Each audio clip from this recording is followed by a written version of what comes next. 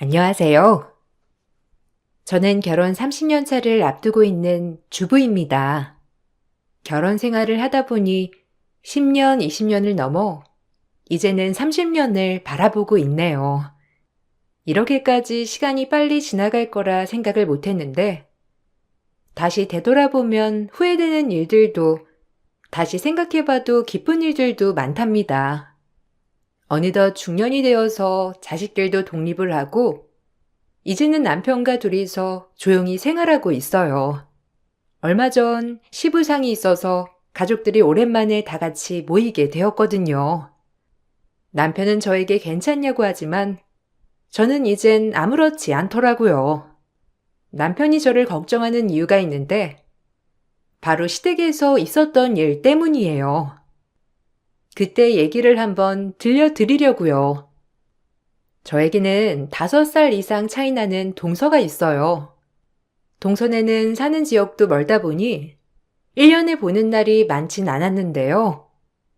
특히 아이들이 커가면서 동서가 해외에 딸을 데리고 나가 있었기 때문에 더 얼굴을 자주 보지는 못했어요.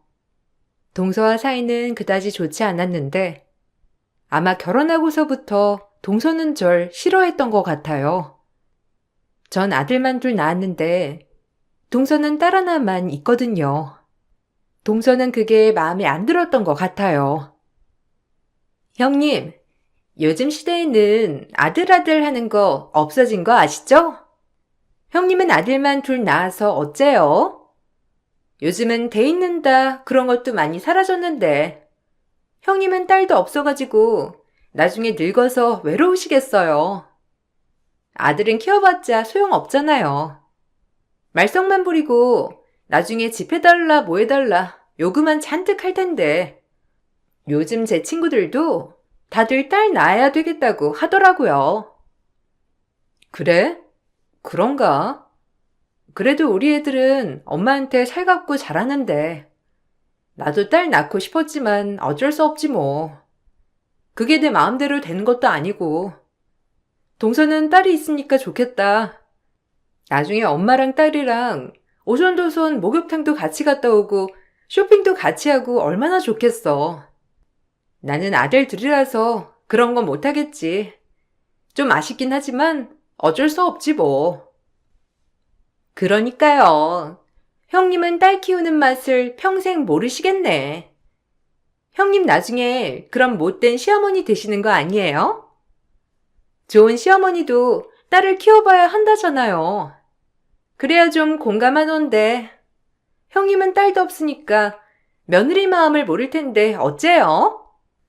우리 시어머니도 아들만 둘 있으셔가지고 며느리 마음을 잘 모르시잖아요. 아, 그런가? 그래도 어머님, 우리한테 뭐 이것저것 안 시키시고 괜찮지 뭐. 주변에서는 딸도 딸 나름, 아들도 아들 나름이라고 해서 내가 잘 키워봐야지. 그래도 둘 중 한 명은 엄마한테 살갑고 잘하는 애가 있지 않겠어? 에이, 그런 게 어디 있어요, 형님. 확실히 딸이 좀 더 살갑죠. 아들은 무뚝뚝하고 엄마 마음 죽어도 모른다잖아요. 아유, 우리 형님 불쌍해서 어떻게 해? 아주버님한테 힘 좀 써보라고 하세요. 딸 한 명은 있어야지. 저희는 딸 낳았으니 이제 그만 낳으려고요. 사실은 동서가 자궁 쪽이 좋지 않아 아이 한 명만 낳을 수 있다는 사실을 저는 알고 있었지만 그 말을 하고 싶지는 않았어요. 동서는 아마 제가 알고 있다는 걸 모르고 그런 말을 했던 것 같아요. 한편으로는 안쓰러운 마음도 들었죠. 동서는 자식을 비교하는 것에서 그치지 않고 남편도 비교하기 시작했어요. 저희 남편은 벌이가 좋은 편은 아니었는데 시동생은 그때 나이대에서는 고연봉자였거든요. 형님, 살림은 어떻게 하세요? 아들 둘에 아주버님이랑 형님까지 식구만 넷인데 아주버님이 벌어오는 돈으로 생활은 가능해요? 너무 빠듯할 것 같은데. 아주버님은 다른 곳 이직할 생각은 없으시대요? 물가는 계속 오르는데 아주버님은 아직 승진 못 하셨잖아요. 아유, 어째 형님. 형님이 고생이 많으시겠네. 그래서 형님 옷이 다 이렇게 해지고 그런 건가? 아니야, 동서. 그냥 나름 잘 아끼면서 살고 있어.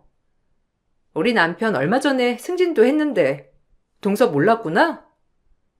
그냥 벌어오는 돈에 맞춰서 잘 사는 거지 뭐. 아직까지 애들한테 크게 들어가는 돈도 없고 남편이 술이나 그런 거 하는 것도 아니고 밖에 나가는 것도 별로 안 좋아해서 크게 돈 쓸 일 없어서 괜찮아.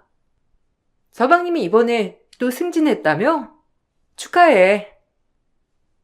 제가 축하를 받아도 되는지 모르겠어요. 형님은 이런 거 들으면 속 쓰리실 텐데. 그래도 어떻게 하겠어요. 저희 남편이 너무 잘 나가지고 이번에 승진해서 월급도 엄청 올랐거든요. 딸이 이번에 바이올린 배우고 싶다고 해서 선생님 붙여줬거든요. 애가 음악 쪽에 좀 재능이 있는 것 같더라고요. 형님네는 이렇게 애들이 어디에 재능이 있고 그런 거 알아도 지원 못 해주겠네요? 그래도 애들이 하고 싶다는 거 있으면 어떻게든 해줘야지. 우리도 그래서 많이 저축하고 있어. 동선에는 여유가 있으니까 좀 더 편안하게 지원해 줄 수 있으니 좋겠다. 우리도 더 노력해야지. 안 그래도 애들 학교 들어가면 나도 일 시작할까 생각 중이야. 어머, 형님 일도 해야 돼요? 나 너무 속상한데. 형님 평생 집안일하고 아이 키우고 하다가 이제는 일까지 해야 돼요? 아우, 난 형님 그렇게 사는 거 너무 속상하고 안 됐어요. 자식이 뭐길래. 그렇죠? 아주버님도 좋은 기업에 취업하면 좋으련만. 아휴. 동서는 절 걱정하는 듯 얘기하면서도 은근 무시를 하더라고요. 물론 기분이 나쁘다는 걸 바로 티를 낼 수는 있었겠지만 굳이 다툼을 만들고 싶진 않았어요. 자주 보는 사이도 아니었고 저희 집 상황을 일거수일투족 다 아는 건 아니니 그렇게 말하겠거니 생각을 했죠. 그렇지만 종종 저에게 저렇게 무시하는 듯한 말을 하니 저도 속으로는 신경이 많이 쓰였었어요. 동서가 왜 나에게 유독 그러는지 이유를 알 수 없어 답답하기도 했죠. 언젠가 남편에게 동서가 절 싫어하는 것 같다는 말을 꺼낸 적이 있었어요. 그러니 남편도 안다면서 왜 그런지 얘기를 해주더라고요. 아직도 그래? 아휴, 재수씨도 참 재수씨다 정말. 재수씨 결혼하기 전에 부모님이 좀 당신 자랑을 했나봐. 우리 처가가 좀 좋은 집안이잖아. 우리 부모님이 그런 게 좀 자랑이셨는지 몇 번 얘기를 하셨는데 재수씨가 그거 듣고서는 기분 나빠했다고 하더라고. 당신도 들었었지? 재수씨네 친정집. 사돈댁이 좀 그렇긴 했었잖아. 뭐 그거야 우리는 상관없다 생각했었는데 재수씨는 그게 아니었나 보더라고. 아, 그렇구나. 근데 동서가 워낙 잘난 사람이긴 하잖아. 대학도 좋은 곳 나왔고, 지금은 그만두긴 했지만 좋은 회사도 다녔었고, 워낙 능력 좋아서 그런 거에는 전혀 신경 안 쓸 거라고 생각했는데, 그게 아니었었나? 뭐 그런가 보더라고. 안 그래도 동생이 잊을만 하면 와이프가 얘기한다면서 이걸 어쩌냐 하는데 뭐 나도 방법이 있는 것도 아니고 달래라고 했지 뭐. 엄마 아빠가 그런 얘기는 안 했으면 좋았겠지만 이미 벌어진 일 어쩔 수 없는 거고. 당신도 그냥 너무 신경 쓰지 마. 시간 지나면 괜찮아지겠지. 그냥 철없는 동생이다 생각하고 넘어가자. 자주 보는 것도 아니니까. 정도가 넘어서면 내가 나서서 뭐라고 할 테니 당신은 너무 신경 쓰지 마. 동선에는 재혼 가정이었고, 여유롭지 못했던 집안이었어요. 결혼을 할 때도 동선의 집안에서 도를 지나친 부분이 있어서 시부모님이 불편해 했었을 정도였죠.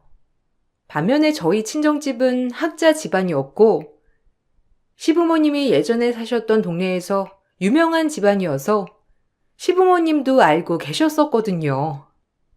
그러다 보니 결혼할 때 한번 자랑을 하셨던 모양인데 그때부터 동서는 절 미워하기 시작했더라고요. 그나마 자주 보는 건 아니라서 그냥 넘어갔었지만 1년에 몇 번 안 보는 그 사이에도 은근 선을 넘는 일들이 있었어요. 아이들이 커가면서 조금이라도 차이가 나면 그거에 대해서 꼭 지적을 하더라고요. 우리 애들이 초등학교 때는 키가 무척 작았는데 그것도 초등학교 내내 볼 때마다 꼭 지적을 하더라고요. 아이고, 우리 조카들은 키가 안 커서 어쩌니? 남자는 키가 커야 하는데.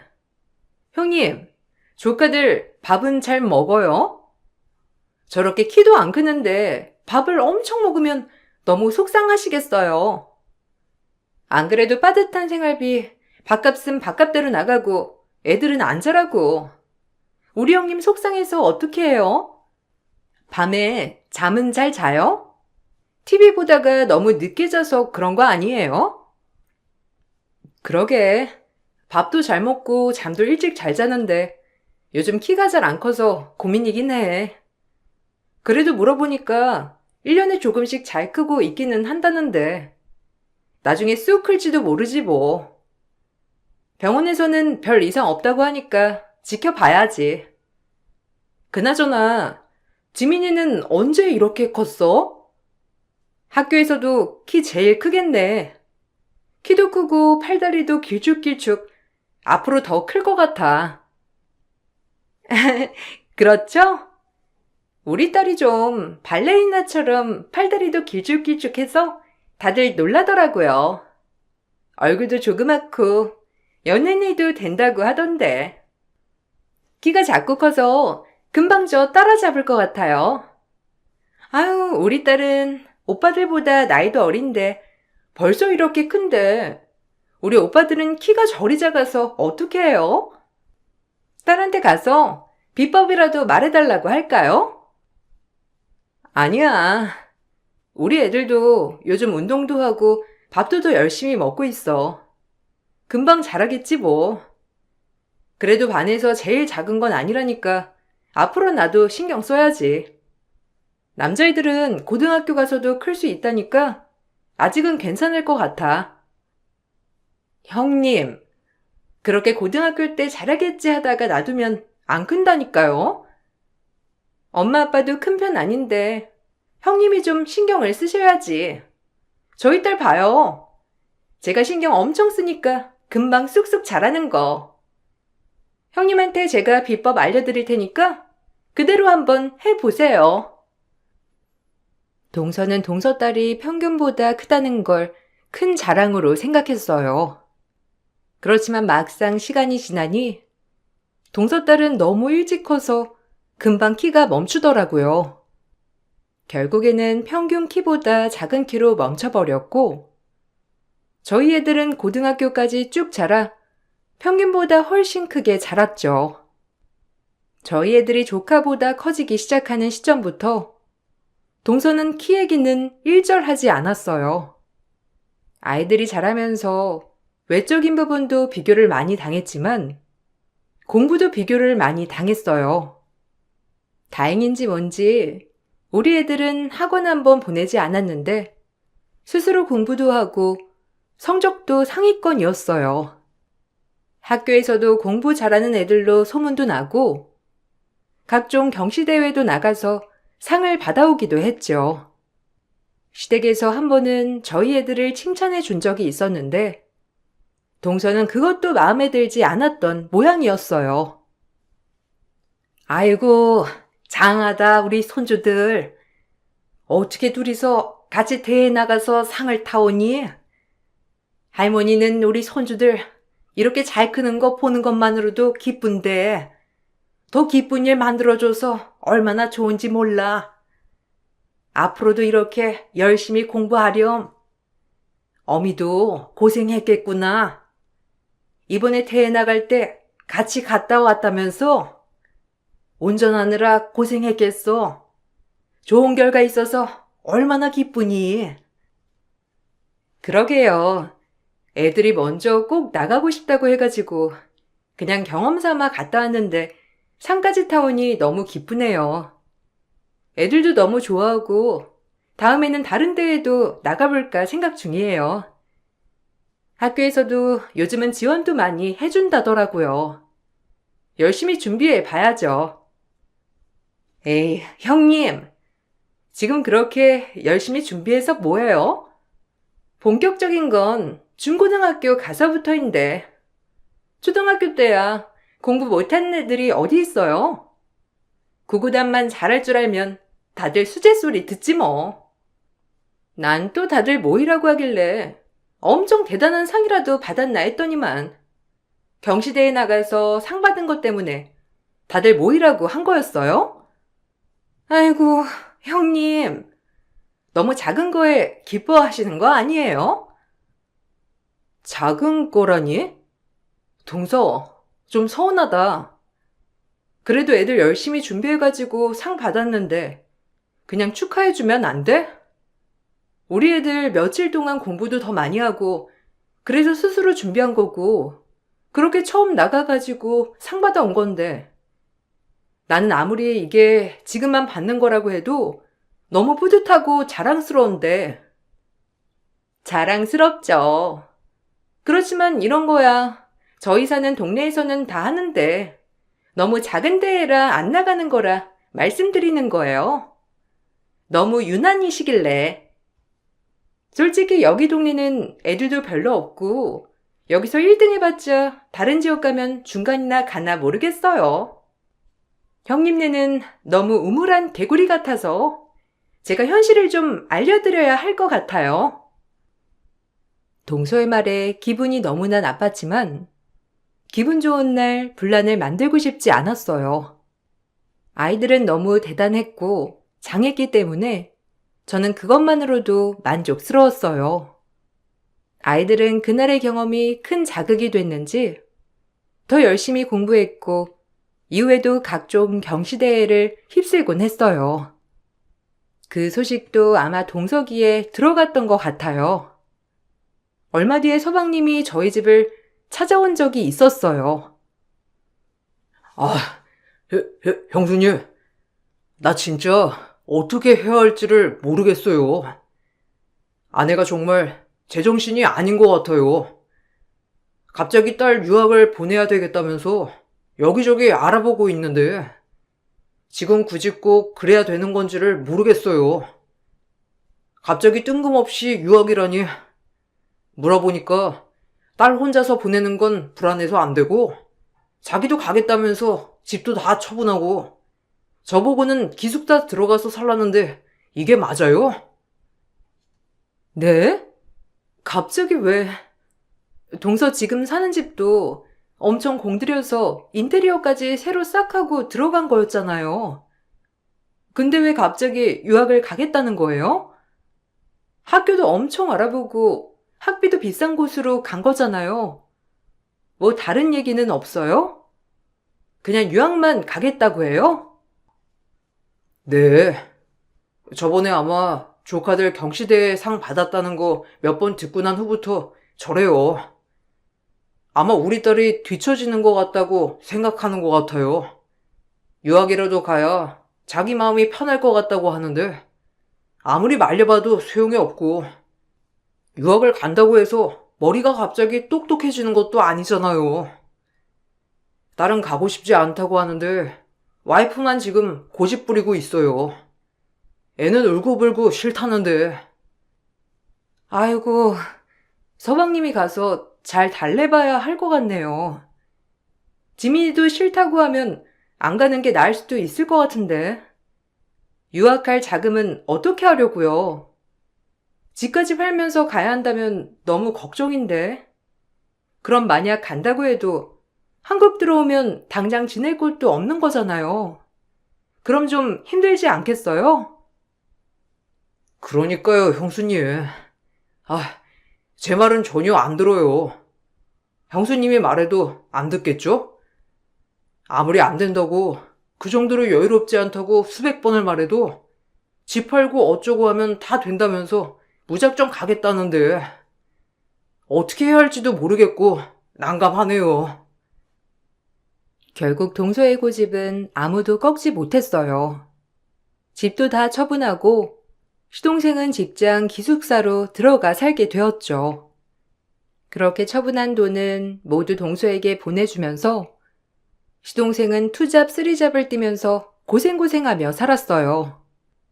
가끔씩 시동생을 만날 때가 있었는데 정말 야이었다는 게 이런 말이구나 싶을 정도로 안쓰러웠어요. 그렇다고 해서 제가 나서서 동서에게 들어오라고 할 수는 없는 노릇이었죠. 그런데 한번 동서가 한국에 들어왔는데 머리부터 발끝까지 명품으로 휘감고 들어왔더라고요.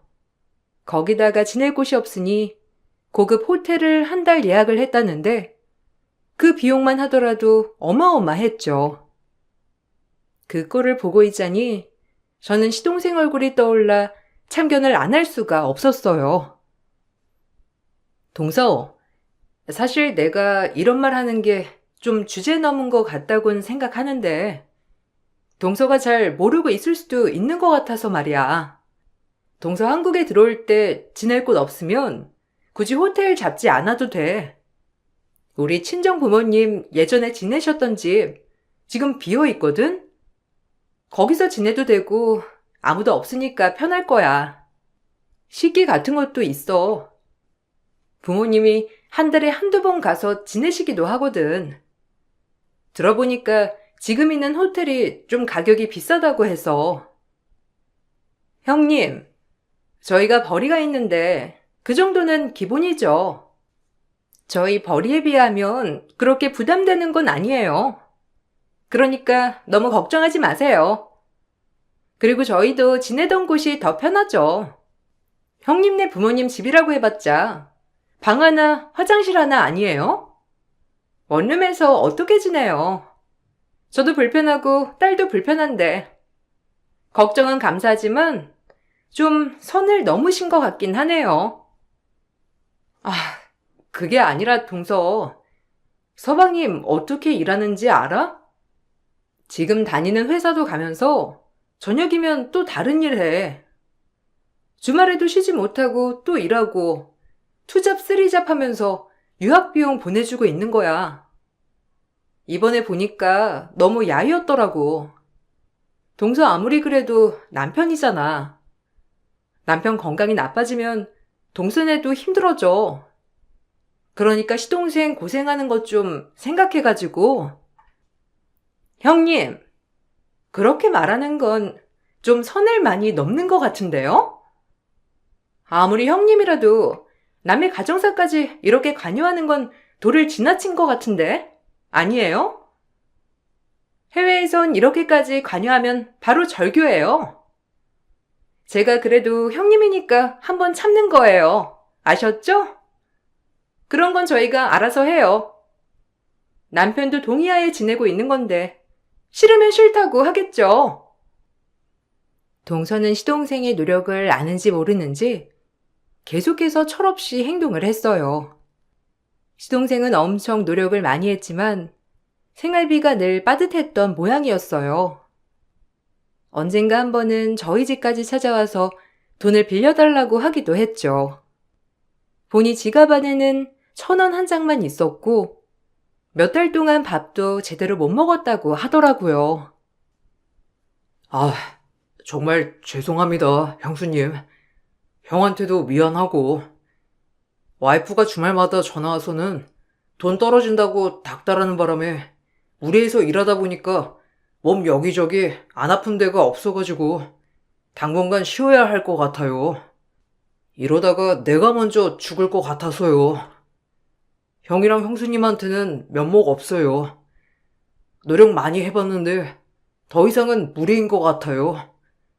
제가 나중에 여유로울 때 꼭 갚을게요. 아유, 몸이 많이 상했네. 밥은 좀 먹고 다녀요? 동서한테 연락해서 이제 정리하라고 말이라도 해보지 그랬어요. 돈이야 우리가 빌려주던 주던 있는 건 줄 수 있지만 지금 당장이 아니라 앞으로도 문제잖아요.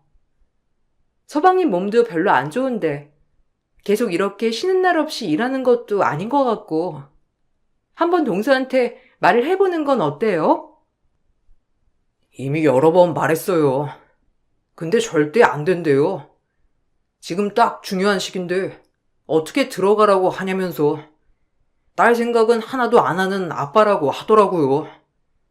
학비가 그렇게 많이 드는지도 모르겠고 딸이랑 둘이서 살면서 그 큰 집에 굳이 살아야 하는 이유도 모르겠어요. 저도 지치고 힘들긴 한데 어쩔 수 있나요? 일단 딸 졸업할 때까지만이라도 버텨봐야죠. 서방님도 고생이 많네요. 그래도 해외에 나가 있는 동서도 타국이고 하니 마음도 힘들고 그럴 거예요. 너무 뭐라고만 하지 말고 잘 달래가지고 지민이 유학 중단하는 게 좀 그러면 지민이도 어느 정도 컸으니까 기숙사 들어가라고 하고 동서만이라도 들어오는 것도 한번 생각해 봐요. 우린 괜찮으니까 신경 쓰지 말고 살다 보면 좋은 날이 오겠죠. 그래도 지민이가 거기서 열심히 잘하고 있다고 하니까 얼마나 좋아요. 시동생은 저희뿐만 아니라 시부모님에게도 지원을 요청했고 저희는 물심양면으로 도움을 줬어요. 시동생 얼굴을 보면 도와주지 않을 수가 없더라고요. 그렇게 열심히 도와주는 걸 동서는 아는지 모르는지 한국에 와도 시댁이 하루만 있을 뿐 더 시간을 보내지 않더라고요. 한국에 들어오면 한 달은 기본적으로 지내다가 가지만 딱 하루만 있었을 뿐이었죠. 시부모님은 너무 서운해 하셨지만 혹시나 신경이 쓰일까 말도 못 하시더라고요. 그래서 제가 나서기도 했어요. 동서, 오늘 나랑 여기서 한잔하고 맛있는 것도 먹다가 내일 아침에 우리 시부모님이랑 다 같이 여기 근방에 공원이라도 산책하는 건 어때? 오랜만에 시동생도 내일 쉰다고 하잖아. 가족들 다 같이 모였는데 멀리는 못 가더라도 여기 근방이라도 가서 커피도 마시고 그러자. 오랜만에 지민이 얼굴도 보고 우리 애들이랑도 인사하면 좋잖아. 굳이요? 아, 그리고 내일은 일정이 있어서 안 될 것 같아요. 미리 잡은 약속이라서 죄송해요. 저희가 한국에 1년에 이렇게 딱 한 번밖에 못 오잖아요. 자주 오면 좋겠지만 그렇게도 안 되고. 그러니 올 때 하루씩 사람들 만나야 하는데 이렇게 내일까지 써버리면 다른 사람들은 못 봐서요. 그럼 내일 나까지만 시간 좀 더 쓸 순 없어? 아무래도 어머님, 아버님이 지민이 더 오래 보고 싶으실 것 같아서 오랜만에 왔잖아. 저번에 왔을 때도 저녁에 밥만 먹고 가서 조금 섭섭했거든. 오래 앉아서 얘기도 나누고 그러고 싶었는데 금방 가버려가지고 말이야. 동서 시간 없으면 내가 내일 동서 약속 있는 곳까지 태워다 줄게. 그렇게 하자. 괜찮아요. 그쪽에서 태우러 오기로 해가지고 저희 호텔에 가야 할 것 같아요. 남편은 그럼 오늘 여기서 있으라고 할게요. 내일 오붓하게 가족들끼리 시간 잘 보내면 되겠네요. 시댁의 지원은 온통 받으면서도 가족으로는 생각을 안 하는 것 같으니 제가 더 서운하더라고요. 시동생은 도저히 안 되겠다 싶었는지 동서와 조카에게 들어오라고 통보를 했어요. 돈 지원도 다 끊겠다며 말을 하니 결국 두 사람은 들어올 수밖에 없었죠. 다만 국내에 들어오는 조건이 있었는데 자기가 원하는 동네에서 살겠다는 거였어요. 시동생은 알겠다고 하고 들어왔지만 그 동네는 국제학교가 있는 곳이었죠. 해외에서 들어오고서도 동서의 씀씀이는 줄어들지 않았어요. 이사를 오던 날 동서가 도와달라며 대뜸 저를 불렀던 때가 있었어요. 저는 처음 믿는 일이라 모든 일을 제쳐두고 갔었죠. 형님, 저기 저 박스들 보이시죠? 방에 좀 정리해 주시겠어요? 오늘 오기로 했던 아줌마가 안 와가지고 이걸 다 정리를 못하겠어서 형님 불렀어요. 괜찮으시죠? 형님 이런 거 잘하시잖아요. 아우, 저는 어제 내내 이사를 했더니만 근육통이 와가지고 약 먹고 좀 쉴게요. 나중에 일어나서 나머지 정리는 제가 할 테니까 형님 저 박스만 대충 정리해 주세요. 동서, 몸살 났어?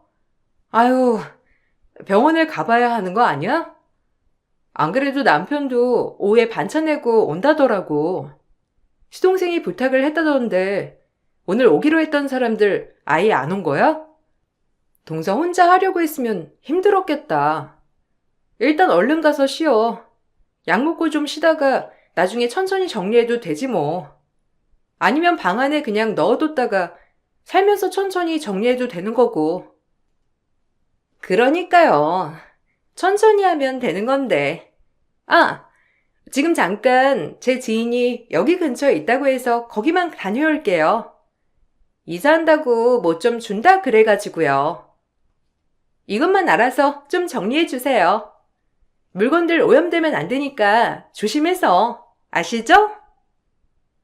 처음에는 좋은 마음으로 도와주러 갔지만 동서는 하루 종일 내내 지인들을 만나느라 정신이 없더라고요. 옆에서 저는 열심히 치우고 있는데 집으로 찾아온 지인과 커피 마시면서 거실에서 수다 떨고 있었죠. 아프다던 동서는 아픈 티도 안 나더라고요. 오후에 온 남편과 시동생이 함께 정리를 하는 와중에도 동서는 뭐가 그렇게 바쁜지 사람들 만나며 수다 떠느라 한 번을 정리하지 않았어요. 저녁이 되어서 겨우 정리를 하고 밥을 먹으려고 하는데 그때도 동서는 지인들이랑 저녁 약속이 있다면서 나가버렸죠. 너무 기분이 나빴지만 시동생이 정말 미안하다며 석고대죄를 하길래 넘어갔어요.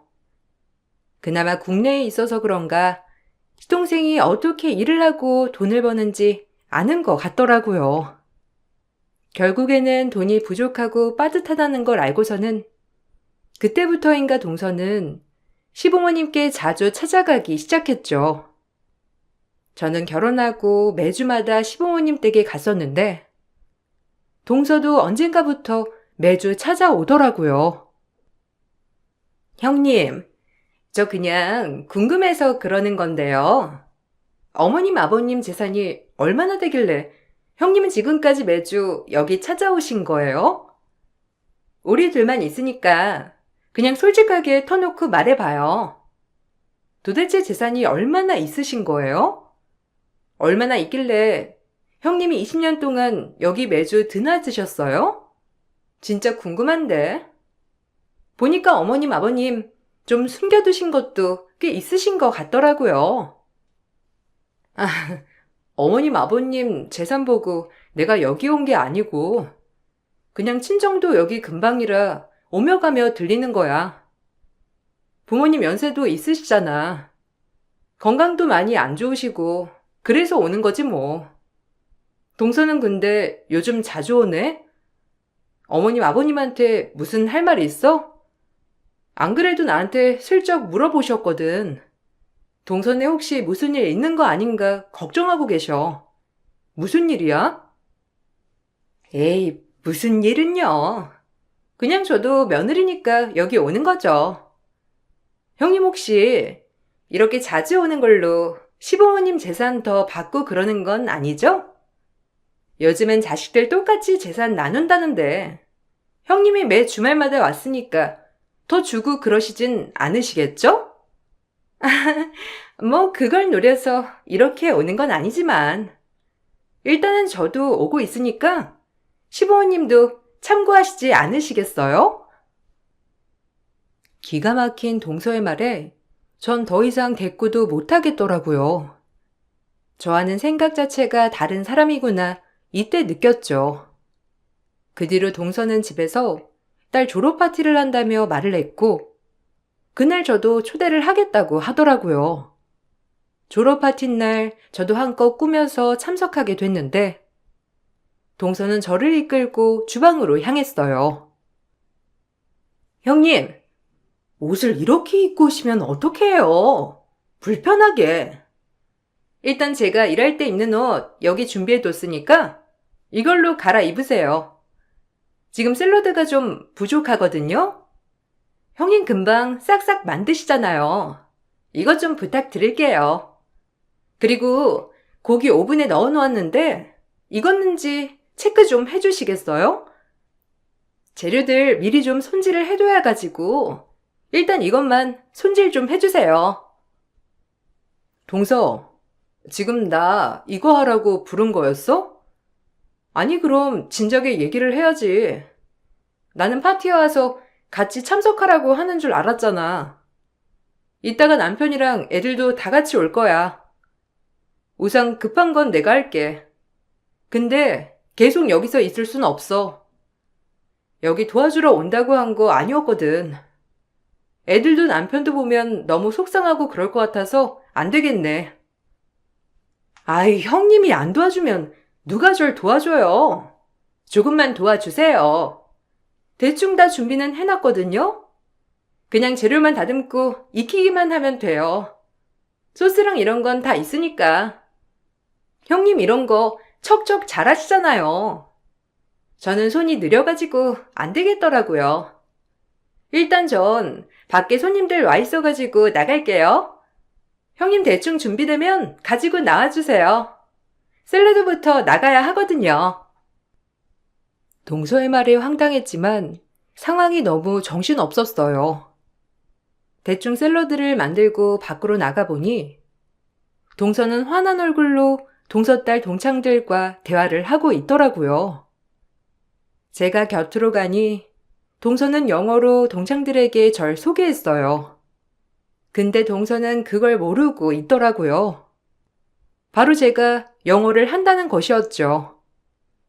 동서는 그걸 모른 채 동창들에게 말귀 못 알아듣는 머저리 식모야 라고 소개를 했죠.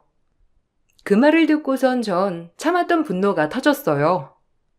전 당당히 동창 무리에 껴서 영어로 제 소개를 했어요. 바로 제 집에 온 걸 환영한다는 말과 파티 끝나고 선물을 하나씩 들고 가라는 말이었죠. 동서는 제 말을 듣고선 얼굴이 퍼렇게 질리더라고요. 이게 무슨 소리예요? 형님 집이라니? 여기 우리 집이에요, 형님. 그게 무슨... 그리고 언제부터 영어를 하셨어요? 형님, 영어 쓰신 적 없으시잖아요. 갑자기 영어를 하셔가지고 제가 너무 당황했네요. 그나저나 이 집이 무슨 형님 집이에요? 여기 저희 집이에요, 형님. 아, 시동생이 말을 안 했구나? 어쩐지 동서가 너무 당당하더라. 여기 내 집이야.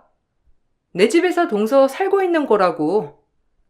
난 동서네 집 머저리 식모가 아니라 여기 집주인이거든? 맘대로 이렇게 파티 열 거라고는 생각도 못했는데 당당하게 나한테 집안일까지 시키고 집주인한테 잘 보일 마음이 없나 봐. 하긴 내가 동서가 아니라 시동생 보고 빌려주긴 한 거라서. 근데 도저히 안 되겠다. 이 집에서 더 이상 못 살게 됐네. 지금 무슨 말을 하시는 거예요? 여기 저희 남편 명의로 된 집이라고요. 형님 진짜 왜 그러세요? 제가 영어로 좀 농담한 거 가지고 그러신 거예요? 그냥 애들 앞에서 농담한 건데 그거 가지고 이러시는 거예요? 그리고 형님도 이상하네요.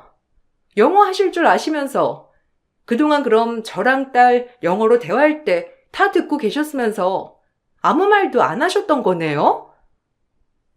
그렇지. 내가 눈치 없이 잘난 척을 안 했어. 그렇지? 동서만 영어 할 줄 아는 게 아니라 우리 집안 사람들 다 영어 할 줄 알아. 몰랐어? 그렇게 잘난 동서니까 굳이 여기 안 살아도 잘 살 수 있겠네 뭐. 어차피 지민이 졸업하면 여기 더 이상 안 살아도 상관없지 않나? 잘 됐네. 이제 내 집에서 나가줘. 사실 동선애가 살고 있는 집은 제 명의로 되어 있는 집이었어요. 저희는 꼬박꼬박 돈을 열심히 모아 집을 샀고 그 집에 들어가려고 하던 찰나에 동서가 한국으로 들어오게 되면서 시동생 부탁으로 잠시 동선애가 살고 있었던 거였죠. 어차피 애들 학교 문제로 이사를 좀 연기하려던 상황에 시동생이 부탁한 거라 허락을 한 상황이었어요. 시동생은 제 명의로 되어 있다는 걸 동서에게 말하지 않았던 것 같았어요. 결국 이 사달이 나고 나서야 사실을 알게 된 동서는 한동안 연락도 없이 깜깜 무소식이더라고요. 그러다가 시동생이 해외지사로 발령이 나게 되면서 모든 게 끝이 났어요. 시동생은 자신과 딸만 해외지사로 데려가겠다고 했죠.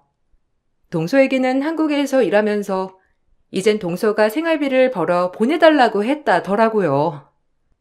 그제야 동서는 저에게 연락을 해 잘못을 빌었어요. 형님, 남편이 저만 두고 해외에 나간대요. 이미 몇 달 전에 결정한 일이라고 하는데 어떻게 그럴 수가 있어요? 형님한테 제가 잘못해서 그런 거죠? 형님이 저희 남편한테 그러라고 하셨어요? 정말 죄송해요. 제가 철없이 하는 행동 때문에 정말 죄송해요. 한 번만 용서해 주세요. 나한테 죄송할 게 뭐가 있어? 동서 나보다 훨씬 잘난 사람이잖아. 그러게 개무시해놓고서는 죄송하다고 해서 없던 일이 돼? 됐고, 나는 더 이상 동서랑 말하고 싶지 않으니까 해외를 가든 안 가든 그건 동선의 가정사 아니야? 내가 거기까지 관여할 건 아닌 것 같은데. 그렇게 상관하지 말라던 사람 어디 갔지? 제가 생각이 짧았어요. 너무 죄송해요. 형님이 그동안 많이 도와주신 것도 다 알고 그런데 제가 자격지심 때문에 그런 거예요. 남편이 적어도 매달 200만 원씩 꼬박꼬박 보내라는데 이제 와서 저 어디서 일을 해요. 형님, 한 번만 도와주세요. 난 남의 가정에 앞으로 신경 안 쓰기로 했어. 동서도 그거 원하던 거 아니었어? 더 이상 나한테 말하지 마. 그리고 내가 보기에는 200만 원이면 동서한테 너무 작은 돈 아니야? 그동안 서방님은 그거 몇 배는 동서한테 보내줬잖아. 내가 보기에는 엄청 적은 것 같은데? 어찌됐든 동서한테는 껌값일 테니 문제 없지? 시동생은 동서의 태도를 두고 보면서 안 되겠다 싶었는지 해외 발령을 신청했고 딸만 데리고 떠나겠다고 결심한 거였어요. 결국 동서는 한국에 홀로 남게 되었고 집도 돈도 없으니 작은 원룸에서 혼자 지내고 있다더라고요. 시동생은 떠나기 전 저희와 시부모님께 감사하다며 목돈을 주고 갔어요. 그래도 그 어려운 상황에 기특하게 돈을 모아왔다는 게 저는 뭉클하더라고요. 오랜 시간 동서 얼굴도 안 보고 살았는데 얼마 전 시부께서 돌아가시게 되면서 오랜만에 얼굴을 마주하게 되었어요. 정과는 다르게 기죽어 있는 모습을 보니 이제는 용서를 해야 하나 싶기도 하네요. 아이들도 이제 다 컸고 독립을 했으니 어른으로서 가족으로서 한 번 더 기회를 줘야 하는지 고민하고 있어요. 여러분들 생각은 어떠신가요? 제 얘기 들어주셔서 감사합니다. 예전에는 나 사는 것만 급급했는데 이제는 여유롭게 주변을 돌아볼 수 있게 되었네요. 앞으로도 가족들과 행복하게 잘 지내려고요. 여러분들도 행복하세요. 안녕하세요. 저는 몇 달 전에 남편과 이혼하게 된 40대 중반 여자입니다. 남편은 이혼을 결심한 제가 이해가 되지 않는다며 끝까지 설득시키려 했었지만 더 이상 참지 못하고 이 지긋지긋한 생활 청산하려고 아이들과 함께 뛰쳐 나와 버렸어요. 제 성격이 이상한 건지 여러분들의 생각을 듣고 싶어 사연을 신청했으니 진지하게 들어주시면 감사하겠습니다. 처음 시작은 아주버님과 형님의 관계에 좋지 않은 분위기가 형성되더니 안 좋은 소식이 들려왔어요. 대충 느낌은 왔었지만 결국 형님은 아주버님과의 이혼을 선택하게 되었던 거죠. 이유는 집안의 가장 역할을 제대로 하지 못한다는 거였어요. 저도 옆에서 봐왔었지만 아주버님은 책임감이라는 게 전혀 없어 보였습니다. 그동안 아이들 키우면서 힘들게 버텨온 형님이 대단해 보였었죠. 하지만 형님도 사람인지라 더 이상은 참기 힘들었었나 봐요. 무능력한 남편과 결혼 생활을 유지한다는 건 더 이상의 미래는 보이지 않기 때문에 저 같아도 이혼을 선택할 수밖에 없었을 것 같았죠. 그리고 이 문제로 인해 집안은 난리가 나게 되었고 저희 부부도 시댁으로 급하게 향할 수밖에 없었습니다. 시부모님과 아주버님께서는 이혼만큼은 절대 안 된다며 강하게 거부하셨어요. 살다 보면 이런저런 일 다 있는 거지. 지금 나이가 몇인데 너 입에서 이혼하겠다는 말이 나오는 거야? 나는 절대 받아줄 수 없으니까 꿈도 꾸지 마라. 저런 무능력한 남자와는 더 이상 같이 살지 못하겠다니까요. 어머님, 아들을 왜 제가 책임져야 하냐고요. 지금까지 같이 살아준 것만도 감사하게 생각하셔야죠. 당신 정말 이렇게까지 할 거야? 일자리 정도야 금방 구할 수 있다니까.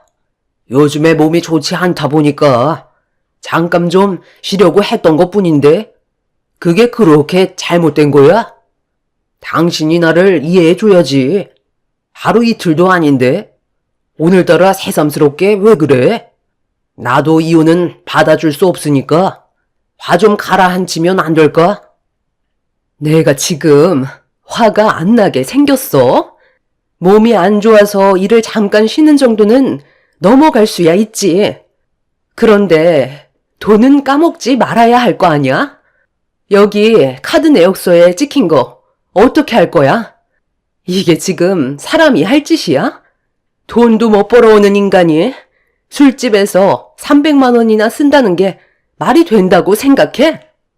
이 돈이면 애들이 그동안 하고 싶었던 거 충분히 해줄 수 있는 돈인데 너는 술 퍼먹는데 300만 원이나 쓰고 있어? 나랑 애들한테 미안하지도 않아? 언제까지 이렇게 살 건데? 남자들은 밖에서 친구들이랑 술 한잔 걸치다 보면 그 정도는 우습게 나온다니까. 그날따라 내가 기분이 너무 좋고 친구들한테 한턱 쏘고 싶어서 오래간만에 내가 술 좀 샀어. 나도 애들한테 어깨 좀 펴고 살 수 있는 거잖아.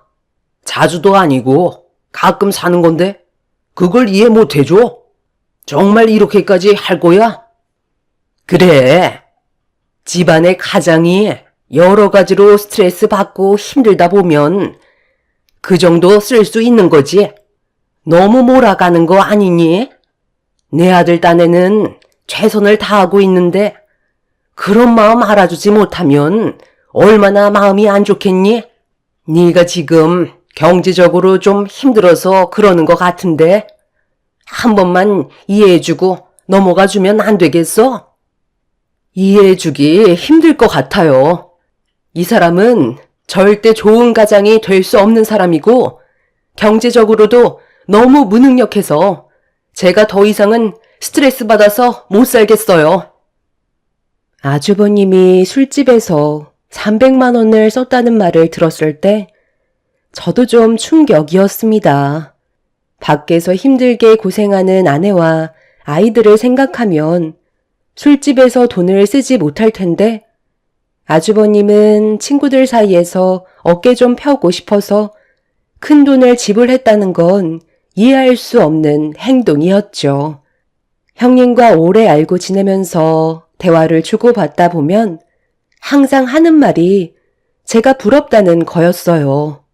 남편은 그래도 허튼 곳에 돈을 쓰지 않고 지금까지 단 한 번도 일을 쉰 적이 없었기 때문에 형님은 그런 남편과 사는 저를 부러워했었죠. 형님이 아주버님과 살면서 정말 많은 고민을 해왔었다는 걸 느낄 수가 있었고, 그런 모습을 바라보는 저도 마음이 너무 안 좋았었어요. 결국 형님을 설득하지 못한 시댁 식구들은 이혼을 해줄 수밖에 없었고, 형님은 더 이상 시댁 집안의 며느리가 아닌 남이 되어버렸죠. 겉으론 표현 안 했지만 잘한 선택 같아 보였어요.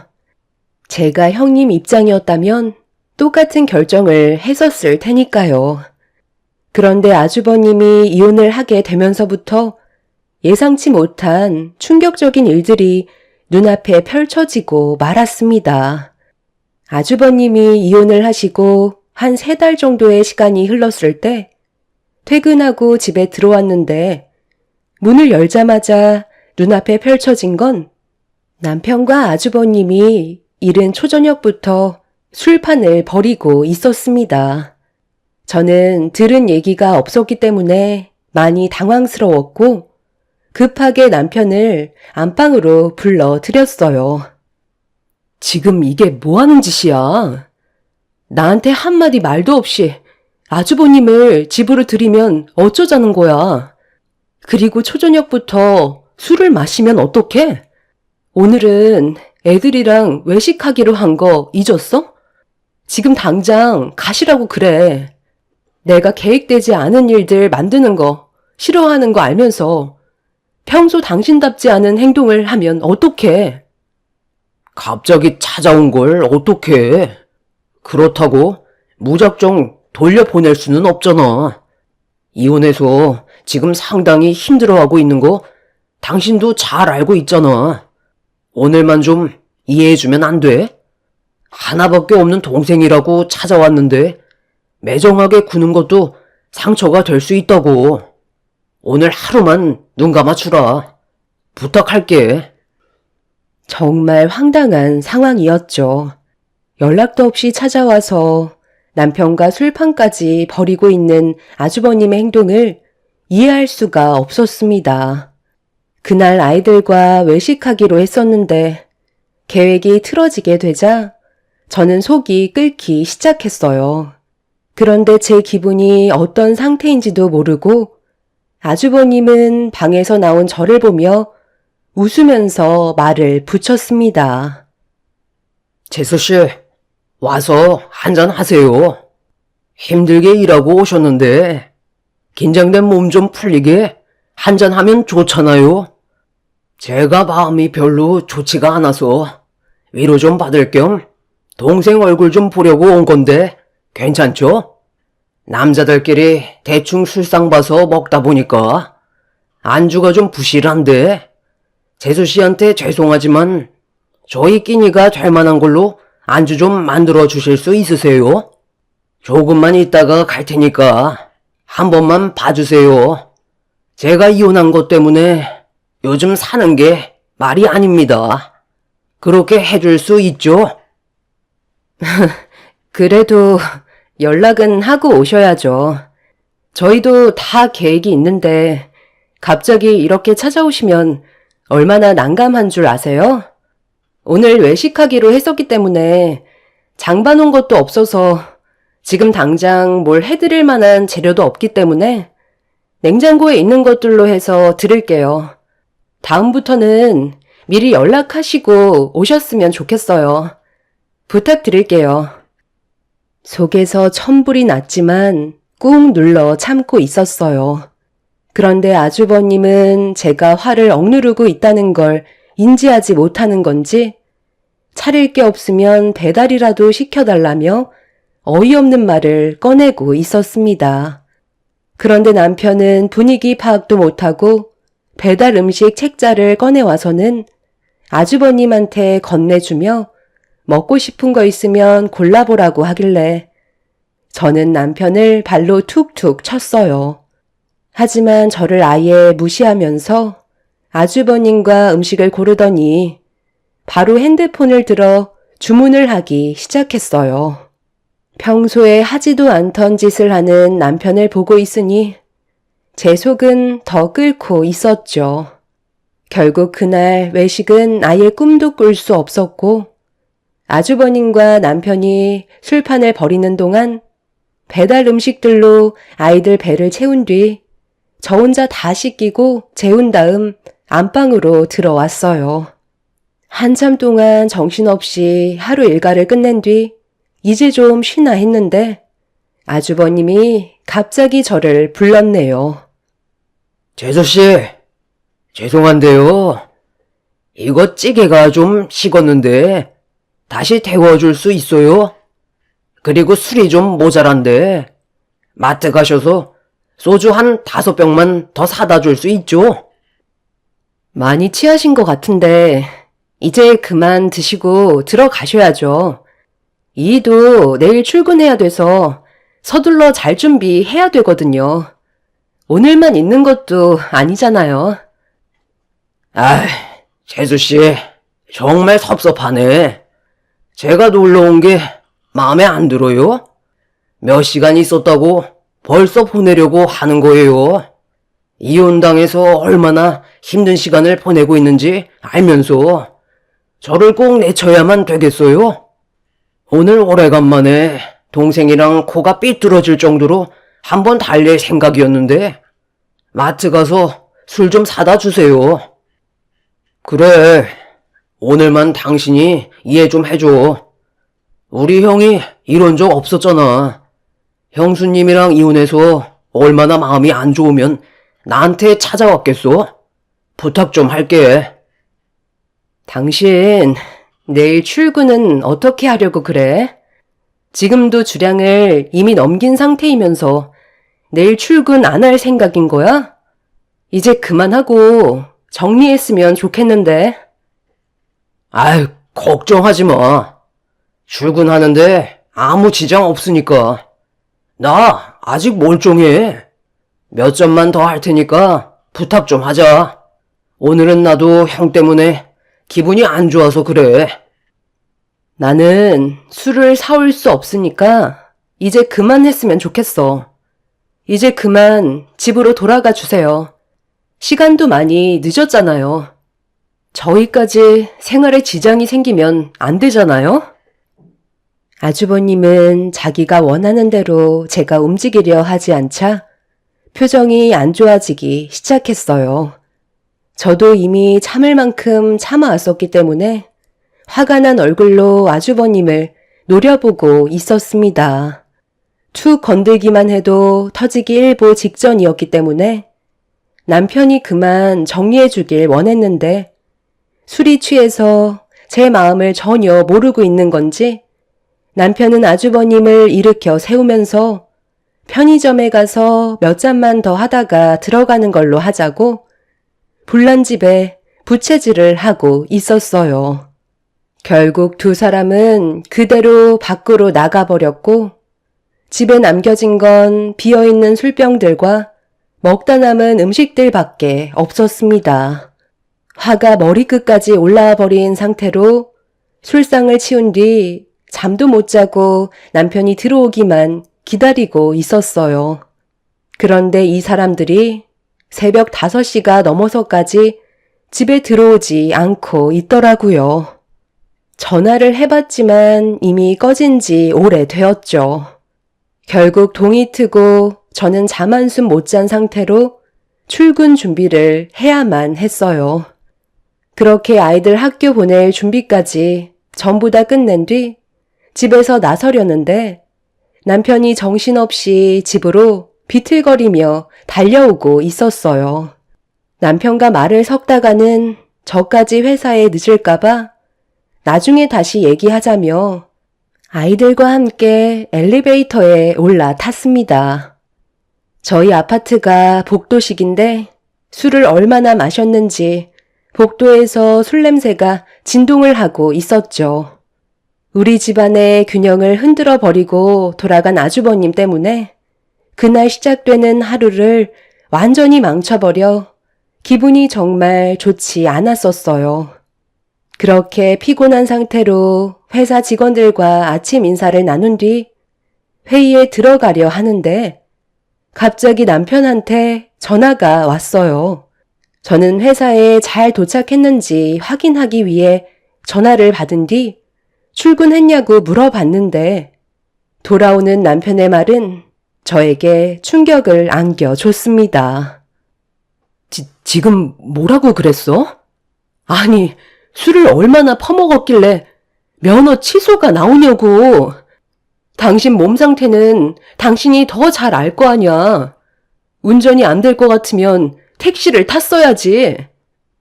집에서 회사가 멀지 않다 보니까 잠깐 운전하는 건 괜찮을 줄 알았는데 아침부터 음주 검사를 하고 있었네. 어쩔 수 없이 불긴 했는데 검사 수치가 취소가 나와버렸어. 정말 미안해. 당신한테 내가 할 말이 없다. 미안한데 잠깐 여기로 와줄 수 있겠어? 분명 내가 지갑을 가지고 있었는데 어디 갔는지 못 찾겠네. 나 지금 회의 들어가 봐야 한다고. 내가 그래서 어제 그만 마시라고 했었잖아. 다음날 회사에 출근해야 될 사람이 아침에 들어온다는 게 말이 돼? 아주버님이 이혼한 건 그만한 이유가 있는 건데 그걸 왜 위로해 주는 건데? 결국 피해는 우리가 전부 떠안게 됐잖아. 당신답지 않게 이게 지금 뭐 하는 짓이야? 결국 저는 회사에서 참아왔던 분노가 터지게 되었고 전날부터 받아왔던 스트레스를 아침부터 남편한테 전부 다 쏟아내고 말았습니다.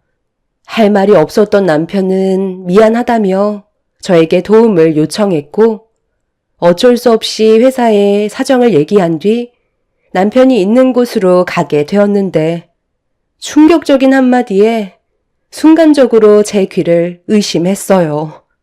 남편이 운전면허 취소로 인해 벌금으로 700만 원 정도가 나올 것 같다는 믿을 수 없는 말을 입 밖으로 꺼냈습니다. 저는 예상치 못한 대답을 듣게 된 터라 아침부터 다리에 힘이 풀려 그 자리에서 주저앉고 말았어요. 이혼했다고 위로 한번 해주려 했다가 700만 원이 공중으로 날아가 버리는 상황이 오게 되었던 거죠. 저는 아주버님 때문에 이런 일이 생겼으니 당장 700만 원 달라고 전화하라고 하니까 한 번만 넘어가 달라며 지금 상황에 자기 형을 감싸려 들길래 들고 있던 가방으로 남편한테 사정없이 휘둘러 버렸습니다. 결국 이 문제로 시댁에 모일 수밖에 없었고 집안은 한바탕 난리가 나게 되었지만 아주버님은 눈 하나 깜빡하지 않았어요. 지금 면허 취소 벌금으로 700만 원이 나왔는데 웃음이 나와요? 제가 그만 돌아가 달라고 부탁드렸는데 끝까지 한 잔만 더 하겠다고 고집부리다가 이 사태가 벌어졌잖아요. 당장 700만 원 벌금 납부해 주세요. 제 말만 들었어도 이런 일은 생기지 않았을 거라고요. 아주버님 때문에 저희가 왜 피해를 봐야 되는 거죠?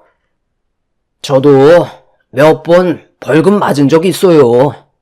그런데 그건 걸릴 수도 있는 거고 걸리지 않을 수도 있는 건데 왜 저한테 벌금을 내달라는 건지 모르겠네요. 그러니까 택시를 타고 갔어야지.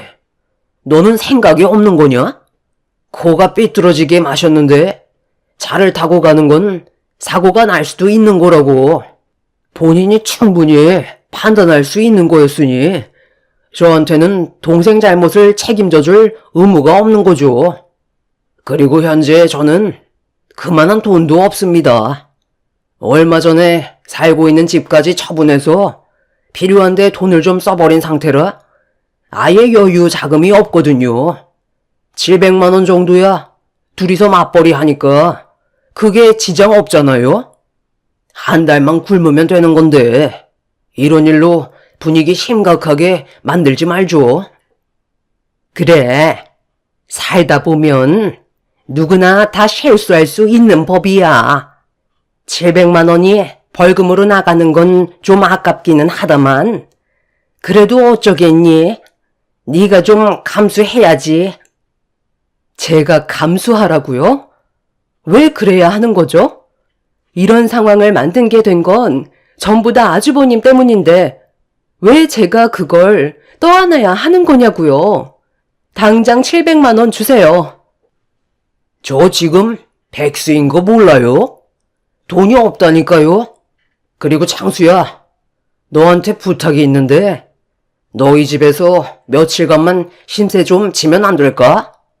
나도 먹고 살아야 되니까 일자리 좀 구하려고 하는데 아까 말했다시피 지금 수중에 돈이 없다. 솔직히 내가 너희 형수 때문에 기 한 번 제대로 못 펴고 살았잖냐. 그래서 이혼한 마당에 돈 좀 한번 제대로 써보려고 집 처분한 돈으로 사치를 좀 부렸거든. 친구 녀석들한테도 명품들 좀 사주고 술도 진탕 마셨더니 지금 아예 돈이 바닥이 나버렸네. 이건 재수씨 선물이에요. 요즘 샤넬백이 그렇게 유행이라고 하던데 이거면 700만 원 벌금은 퉁칠 수 있는 거 아니에요? 네 것도 준비했다. 영업사원이? 시계가 그게 뭐냐?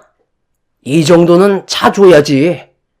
부모님 선물은 진작에 드렸으니 걱정 안 해도 된다. 그리고 저기 쇼핑백에 애들 선물도 있거든. 최신 게임기라 아마 엄청 좋아할 거다. 아주버님, 지금 이게 뭐 하시는 거예요? 돈을 벌지도 않으시면서 돈을 흥청망청 다 써버리시고 저희 집에서 지금 신세를 지겠다고요? 제가 이런 거 받고 싶다고 했어요?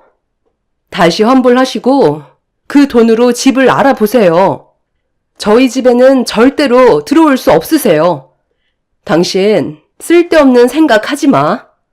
내가 안 된다고 하는 건 절대 안 되는 거야. 당신 정말 속 좁게 왜 그래? 형이 이제부터 제대로 된 삶을 살아보겠다잖아. 최대한 서둘러서 일자리를 만들 수 있게 준비시켜주면 좋은 거 아니야? 내 말 못 들었어? 그렇게는 절대 안 된다니까? 그리고 어머님 집이 비어있는 방도 많은데 왜 우리 집인데? 애들도 있고 남은 방도 없는 상태라고. 부모님 집에서는 시내도 한참 멀고 지 옆에도 출퇴근하기에는 무리가 있어서 잠깐 재수씨 집에 신세 좀 지겠다는 거예요. 거실에서 생활해도 되니까 걱정 마세요. 아주버님은 할 말이 다 끝났다는 듯 자리에서 일어나더니 짐을 챙긴 뒤 자기 차에 싣고 있었습니다. 저는 절대 안 된다고 했지만 아주버님은 더 이상 제 말을 들으려 하지 않았어요. 상식적으로 이건 아닌 것 같아 결국 흥분을 가라앉히지 못했던 저는 분노를 참지 못한 채 비명을 지르며 감정을 터뜨렸지만 남편은 아주버님의 차에 올라타 버린 뒤 먼저 저희 집으로 출발을 하고 말았네요.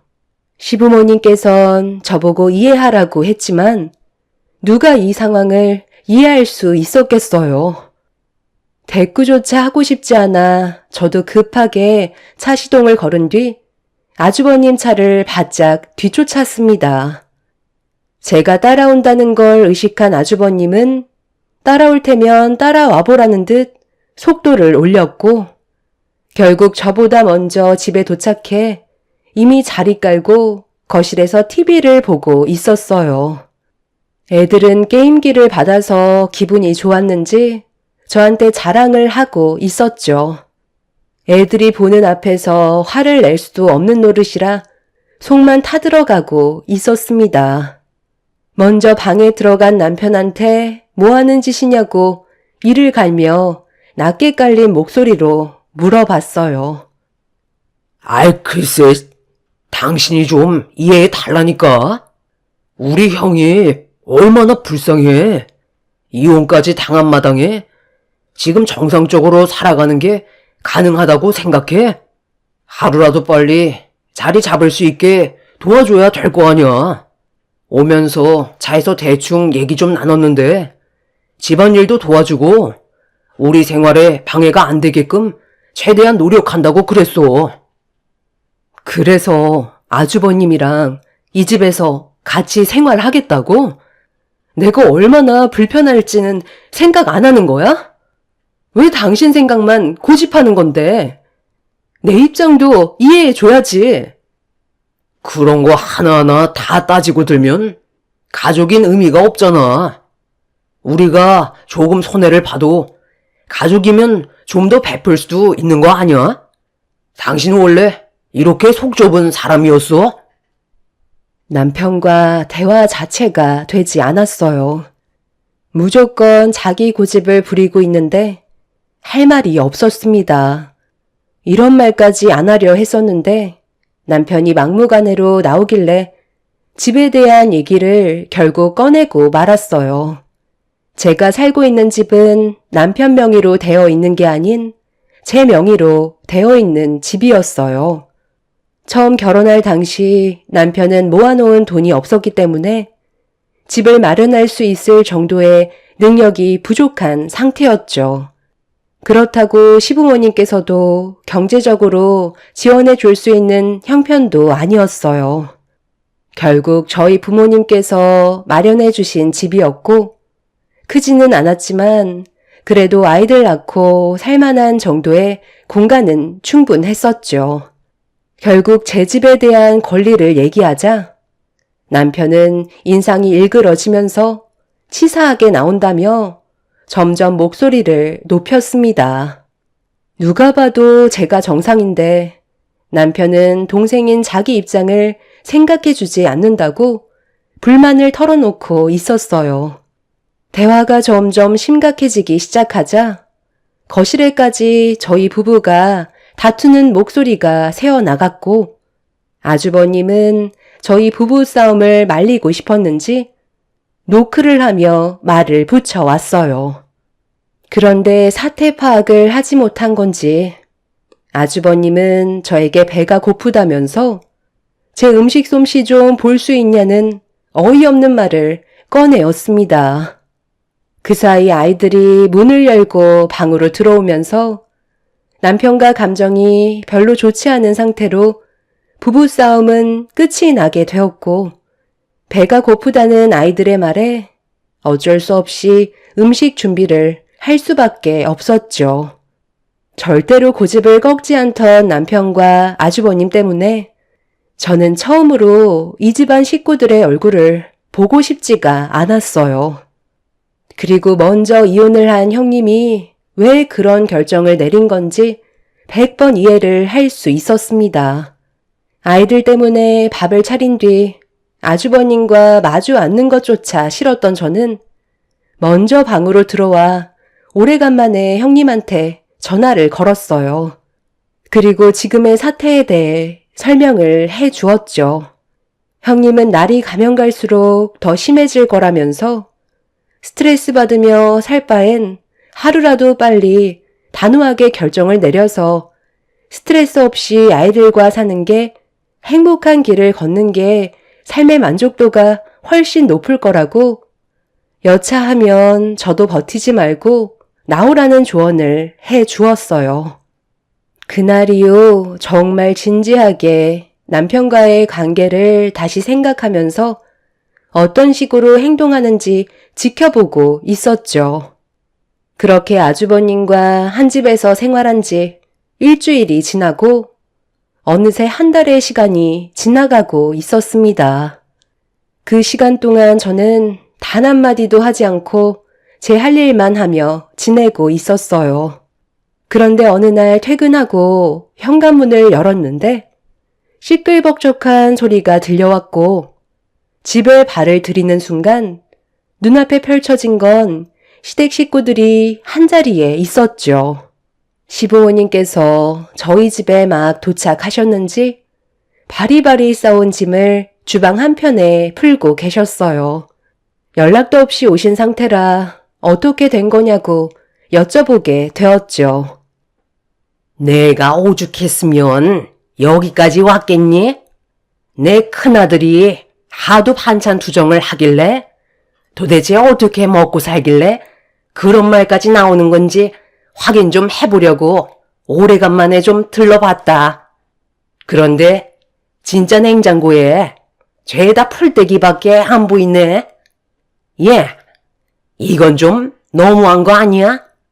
내 아들들이 소새끼도 아니고 반찬들이 이게 뭐니? 그거라도 내어주는 걸 감사하게 생각해야죠. 지금 어떤 상황인지 모르시는 것도 아니면서 저한테 화를 내셔야 돼요? 그래서 아드님 걱정에 반찬 싸우셨나 봐요. 당신 지금 우리 엄마한테 말버릇이 그게 뭐야? 먼 길 오셨는데 고생하셨다는 말이 먼저 나와야 되는 거 아니야?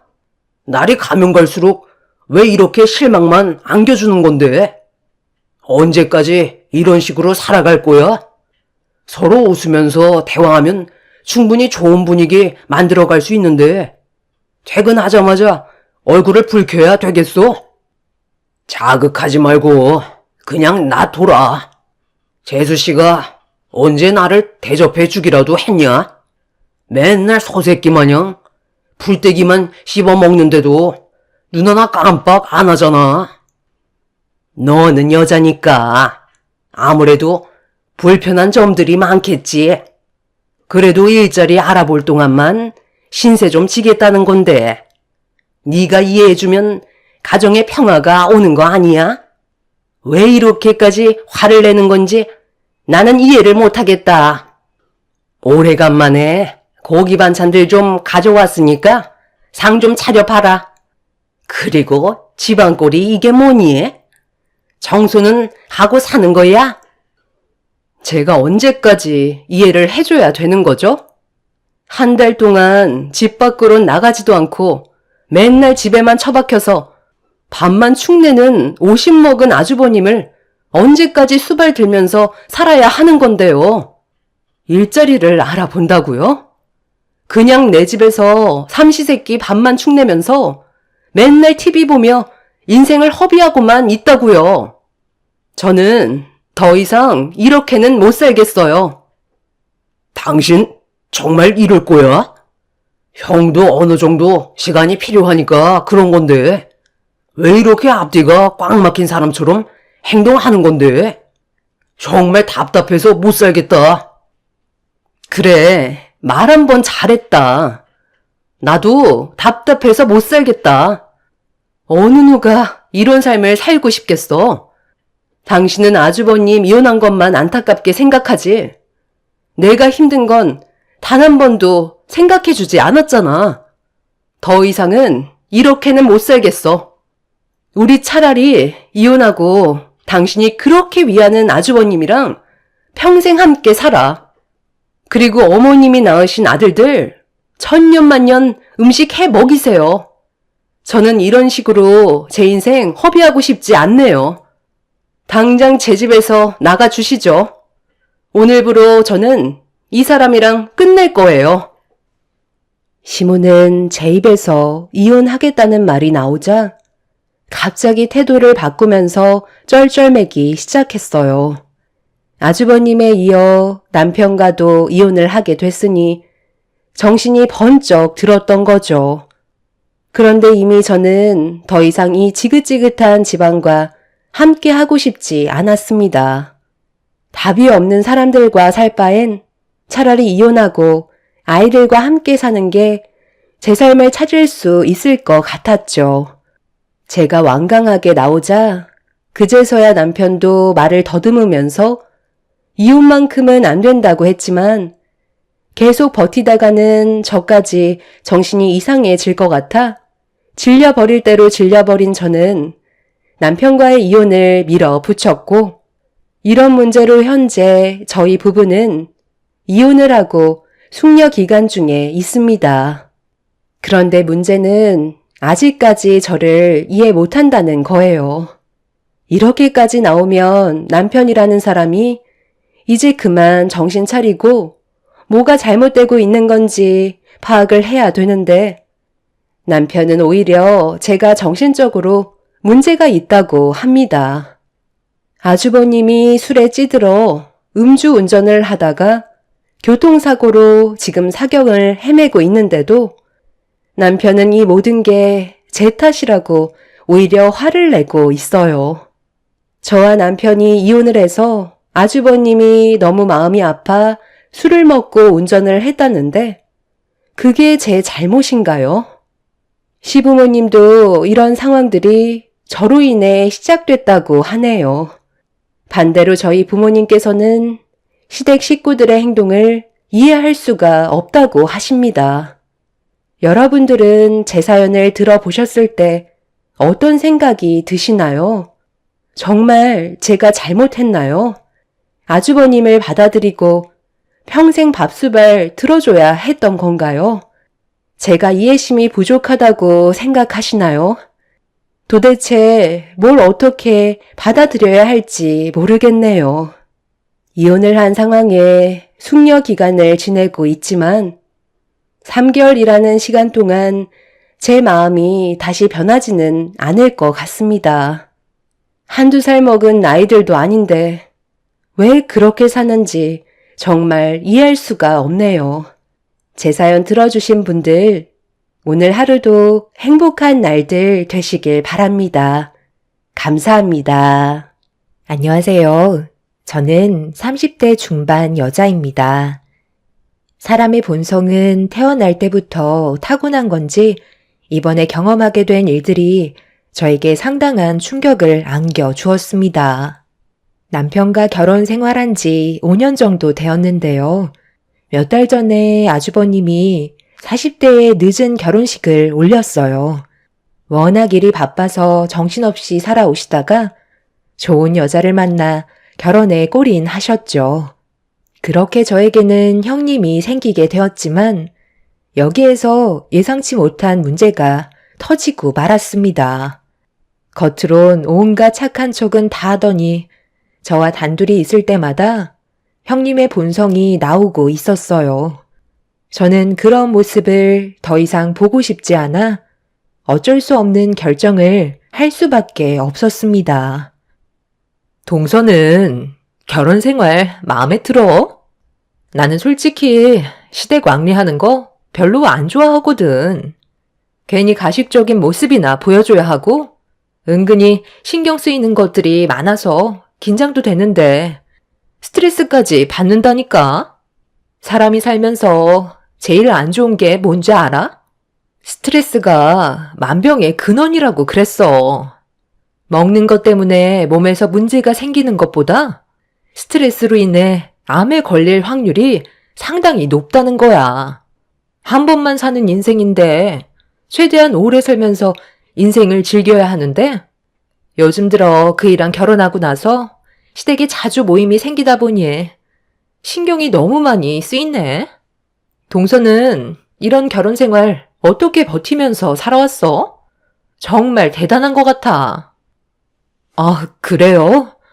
저는 크게 스트레스 받은 적이 없어서 잘 모르겠어요. 시부모님께서 저를 딸처럼 항상 잘 챙겨주시거든요. 어떻게 받아들이냐에 따라 상황이 달라지는 거 아닐까요? 저는 결혼 생활 5년 차인데도 시댁에 올 때면 항상 즐거운 일만 생기는걸요? 그렇다고 시부모님이 형님한테 못하는 건 아니잖아요. 제가 봤을 때 항상 저보다도 더 형님을 신경 써주시고 여러 가지로 잘 챙겨주시는 걸로 알고 있는데 형님은 아닌 것 같아요. 시부모님 마음도 따뜻하고 정말 좋으신 분들이세요. 유쾌하신 부분도 있고 편견 없이 대해주셔서 편할 때도 많아요. 아니, 동서는 사람이 왜 이렇게 재미가 없어? 내가 험담을 하는 게 아니라 이런 생활들이 힘들다는 거야. 여기에서 내 속마음 터놓을 사람이 동서 말고 누가 있어? 나는 결혼한 지 얼마 안 됐잖아. 그래서 여러 가지로 도움받을 수 있는 게 있을까 해서 따로 얘기 좀 하자고 했던 거지. 동서는 보기와 다르게 좀 꽉 막힌 성격을 가지고 있는 것 같네. 동서는 시댁 집안 식구들한테 꽉 잡혀 사는 것 같아. 어머님이 말 한마디 하면 깍듯하게 시키는 건 뭐든 다 하는 것 같은데 그런 것들이 계속해서 반복이 되면 나중엔 모든 걸 당연시하게 생각한다니까. 동서가 그런 생활을 계속해서 이어나가는 게 좋지 않다는 거야. 하고 싶은 말들은 확실하게 해야 함부로 대하지 않는 거라고. 어머님이 어려운 거 시키는 것도 아닌데 젊은 제가 움직이는 건 당연한 거죠. 무릎도 안 좋으셔서 잘 걷지 못하시는데 어머님이 시킨 걸 안 할 수는 없잖아요. 형님이 저에게 무슨 말씀을 원하시는지 대충 알 수 있을 것 같아요.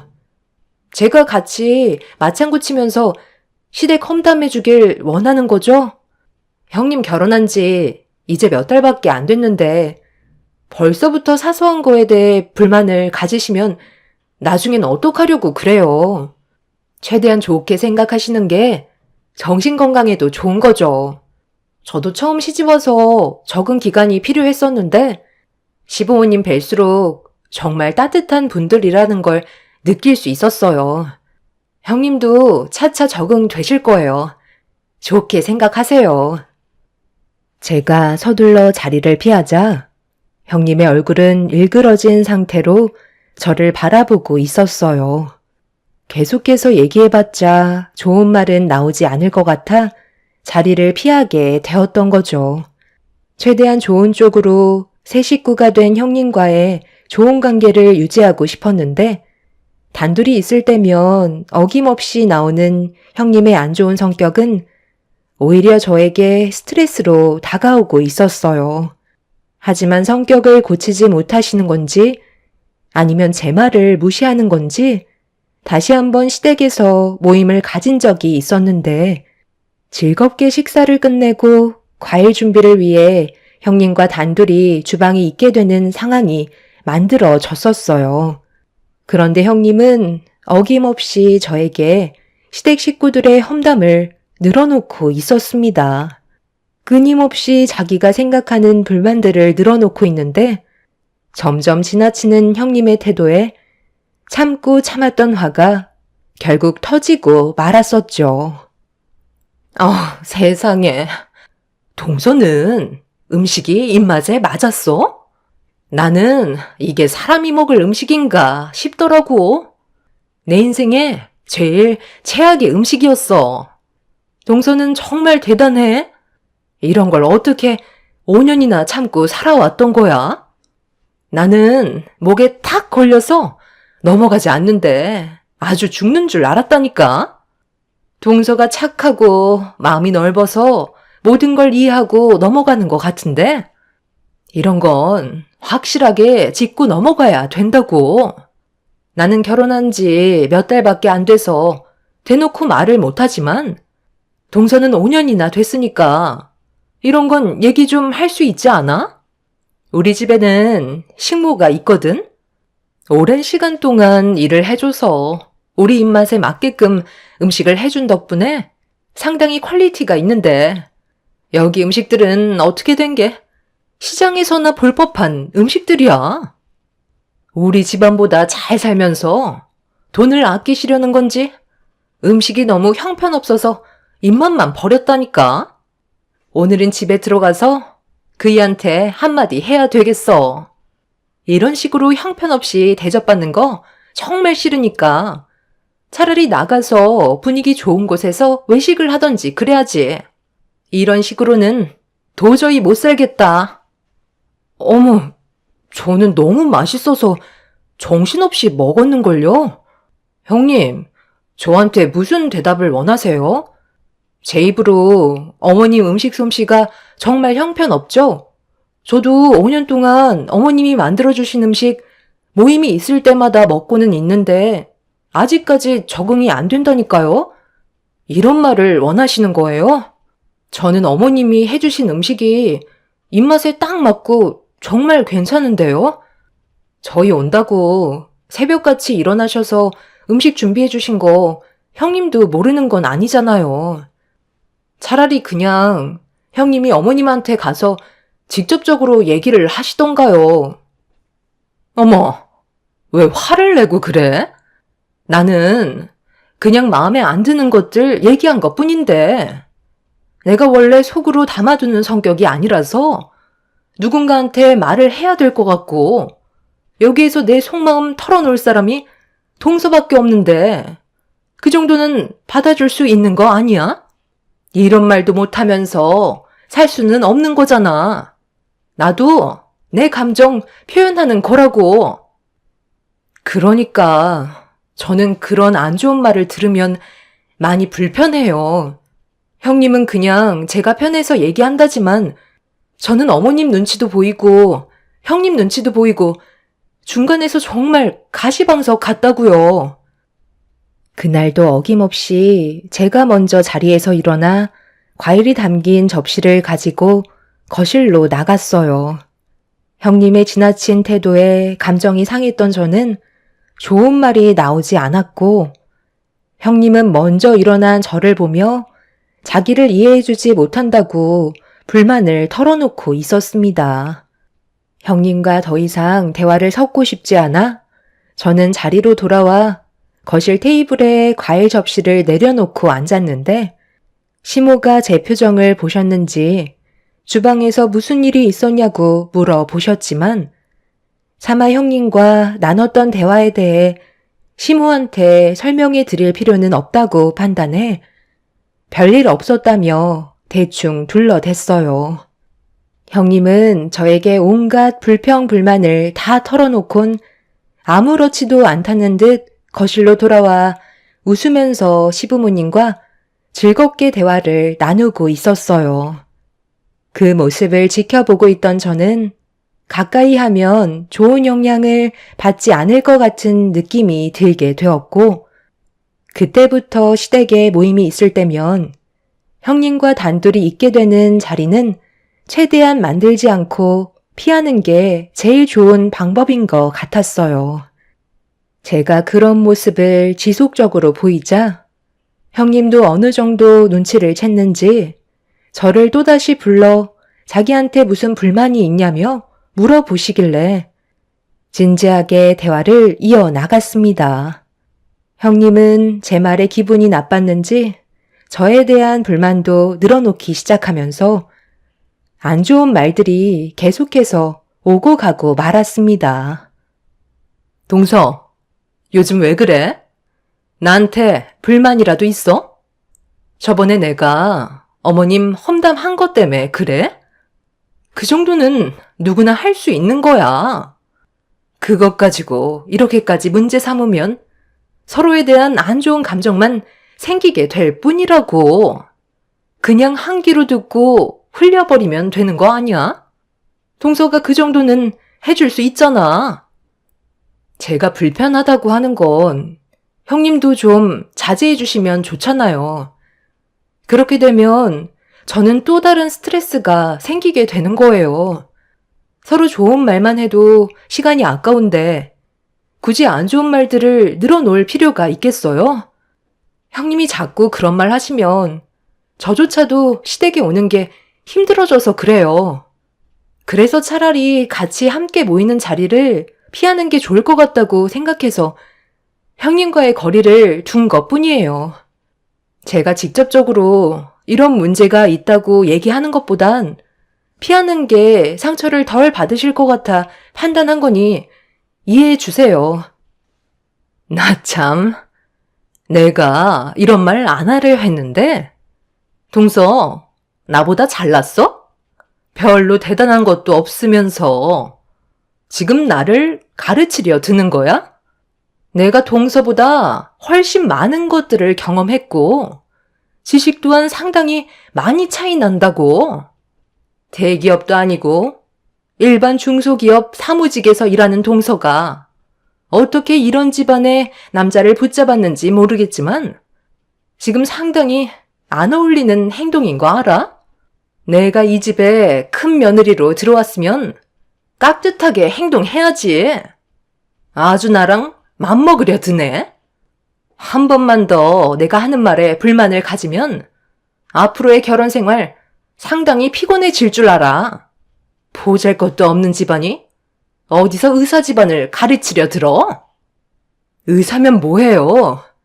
형님이 하는 행동을 봤을 때 아직 한참 더 배워야 할 것 같아 한마디 했던 것뿐인데 그게 그렇게 기분이 나쁘셨어요?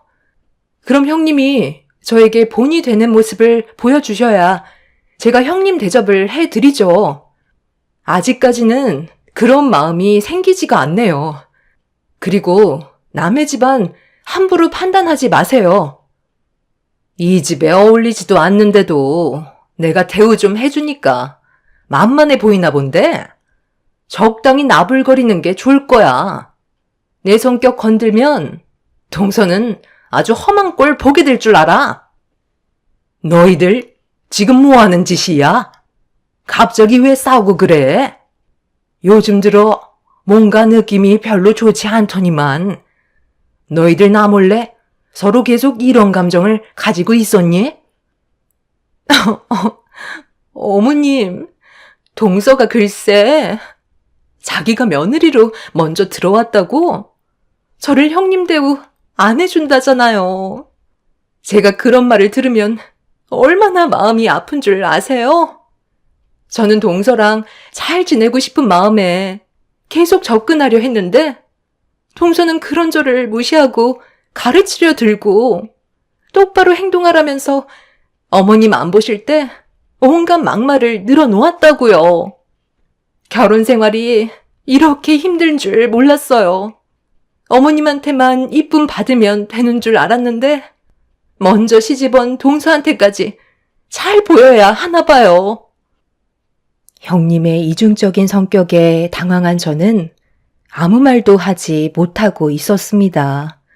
저에게는 시모의 온갖 험담을 다 하더니 앞에서는 오히려 가식적인 모습을 보여주고 있는 형님의 행동들이 너무 당황스러워 쳐다만 보고 있었는데 시모는 형님이 보는 앞에서 저에게 화를 내기보단 저를 따로 방으로 데리고 가셨어요.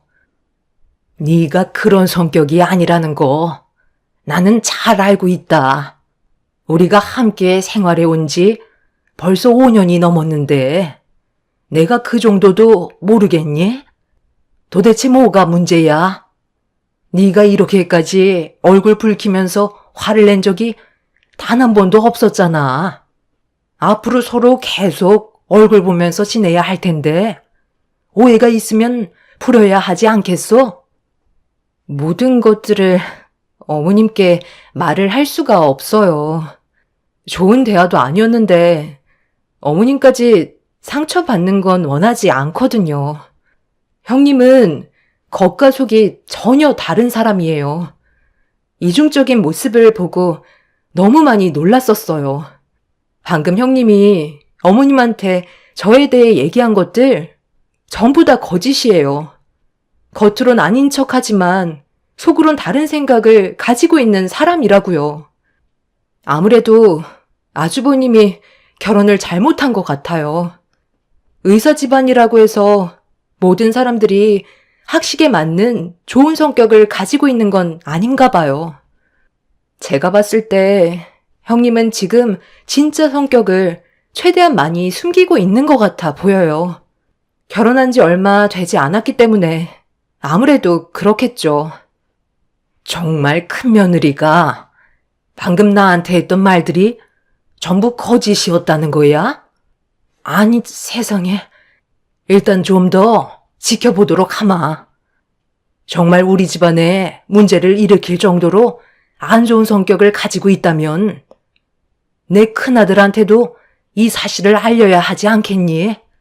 만약 단둘이 있게 되는 시간이 주어진다면 최대한 많은 것들을 녹음해 두고 기회를 엿보는 게 좋을 것 같으니 무슨 일이 있을 때마다 나한테 전부 다 알려줘라. 잘못 들어온 돌을 빼내는 것도 내 역할이니 더 오랜 시간이 걸리기 전에 해결 방법을 찾는 게 좋을 것 같다. 내가 봤을 때 큰며느리는 싹싹하니 성격도 참 좋아 보이더구만. 그 뒤에 진짜 본성이 있었구나. 일단 한 번만 더 지켜보자. 시모는 제가 남을 함부로 대하는 사람이 아니라는 걸 잘 알고 계셨는지 따로 부르셔서 어떤 상황이었는지 물어보셨죠. 시모에게 형님이 저에게 했던 말들을 전부 다 털어놓고 싶었지만 시모가 상처를 받게 될까봐 최대한 침착하게 풀어나가면서 형님이 어떤 사람인지에 대해 설명드리게 되었어요. 그렇게 한참 동안 대화를 나눈 뒤에 거실로 나오자 형님은 기다렸다는 듯 시모에게 달려가 자기는 정말 억울하다면서 눈시울까지 붉어지는 모습을 보여주고 있었습니다. 그런 모습에 상당히 화가 났지만 제가 할 수 있는 건 최대한 참는 거였고 나중에 있을 기회를 놓치지 않으려 시모가 시키는 대로 침착하게 행동할 수밖에 없었습니다. 그날 이후 형님과 저는 한동안 함께 붙어 있는 시간을 만들지 않았고 서로 거리를 두면서 기본적인 관계만 유지하고 있었는데 어느 날 시모와 함께 병원에서 봉사활동을 하던 도중에 예상치 못한 상황이 발생이 되고 말았습니다. 최근 들어 시모도 그렇고 저도 일이 바빠 매달 한 번씩 하던 봉사를 2달 만에 처음으로 하게 되었는데 시모와 저는 항상 주방에서 일을 했었어요. 그리고 배식까지 담당했었죠. 그런데 많은 분들께서 환자를 위해 고생을 하시는 모습을 볼 때면 저도 정말 열심히 살아야겠다는 마음가짐을 하게 될 정도로 병원에서 많은 의료진 분들이 환자를 최선을 다해 돌봐주십니다. 그런데 제 앞에 형님이 떡하니 식판을 내밀면서 저와 눈이 마주쳤고 봉사활동을 하고 있는 모습을 보면서 썩은 미소로 저를 위아래로 훑어 보더라고요. 형님은 저에게 할 말이 있다고 배식 끝날 때까지 기다리겠다면서 자리에 앉더니 저를 바라보며 의미심장한 미소를 띠고 있었어요.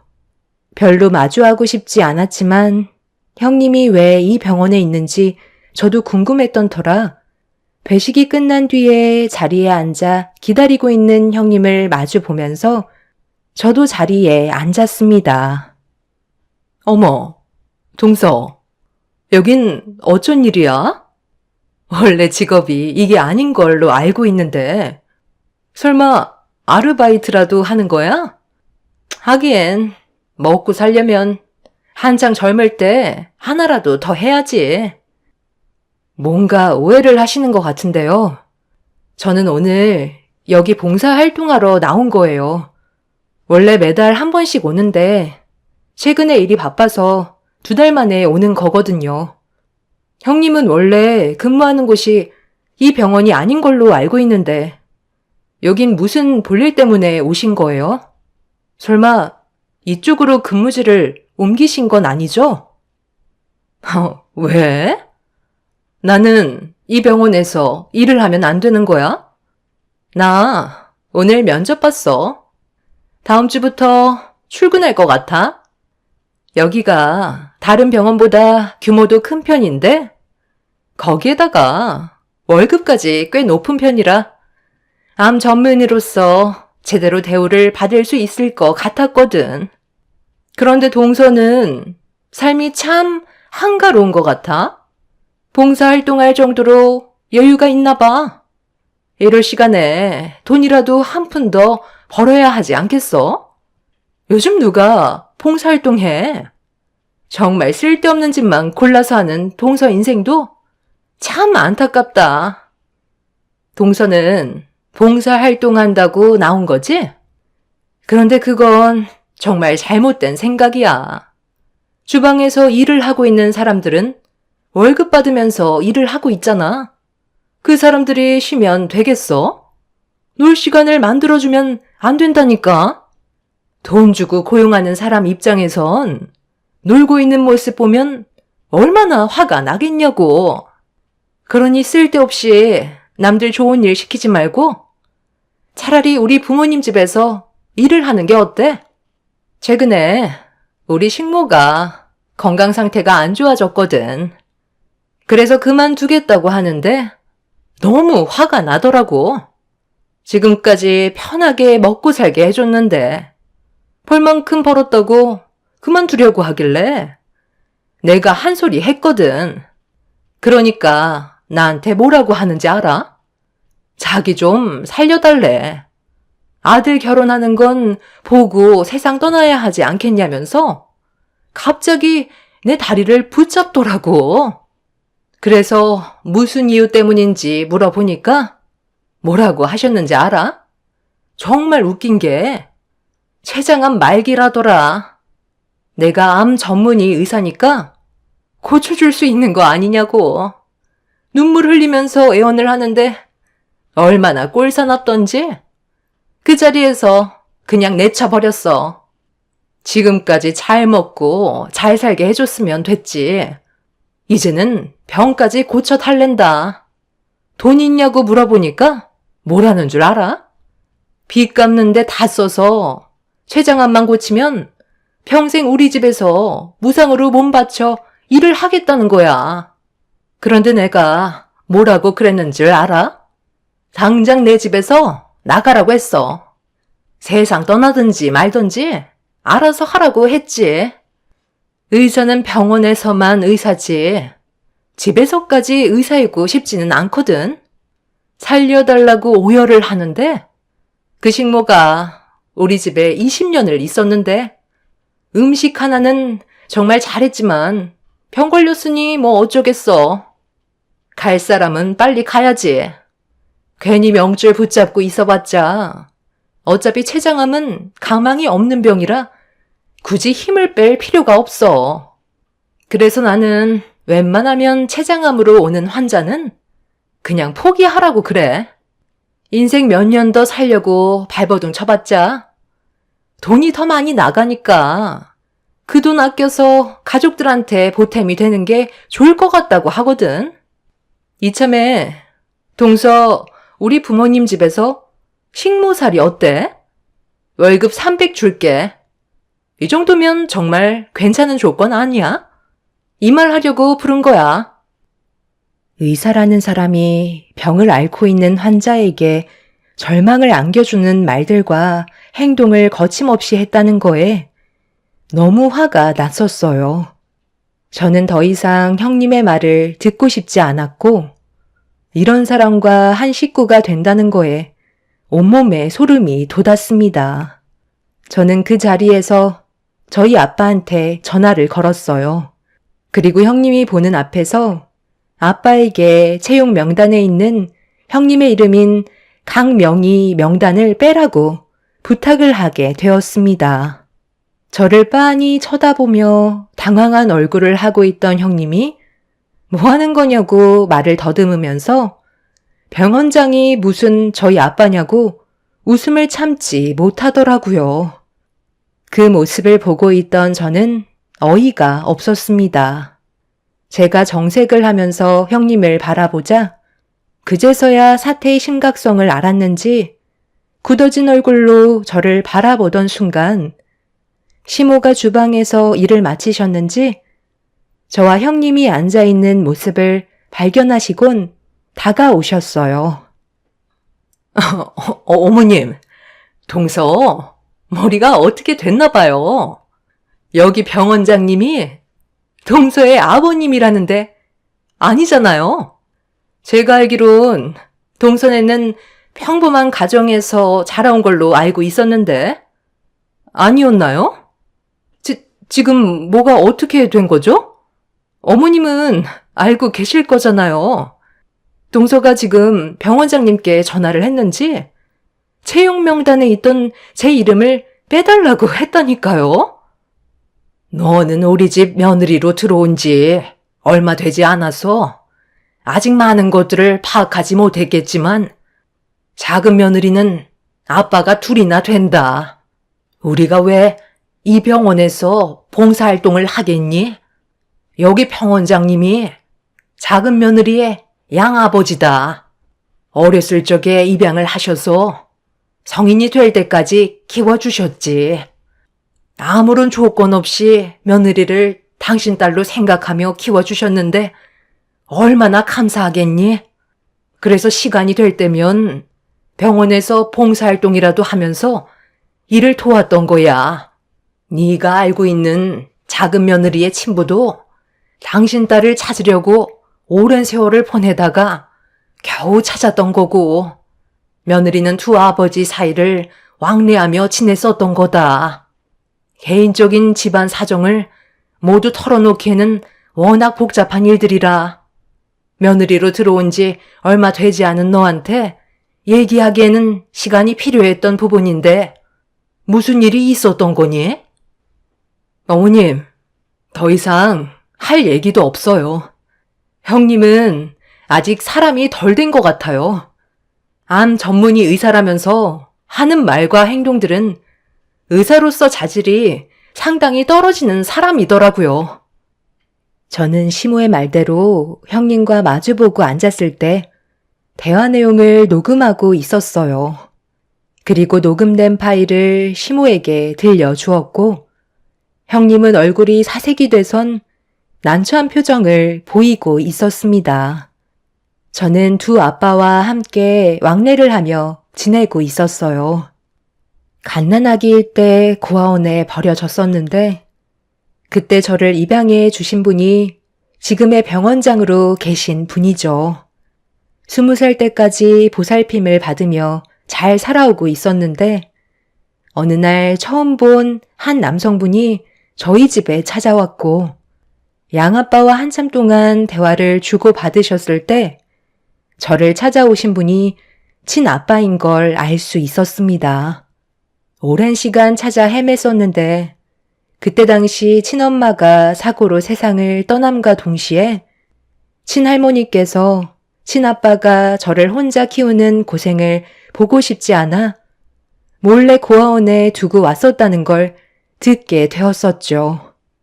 그때부터 친아빠는 저를 찾기 위해 끊임없이 노력했었고 그 결과 제가 성인이 되었을 때 만날 수 있게 되었습니다. 그렇게 양아빠와 친아빠 사이를 왕래하면서 지내왔었고 지금까지 행복하게 잘 살고 있었어요. 양아빠는 워낙 일이 바쁘셔서 얼굴 한번 뵙는 것도 쉽지 않았었죠.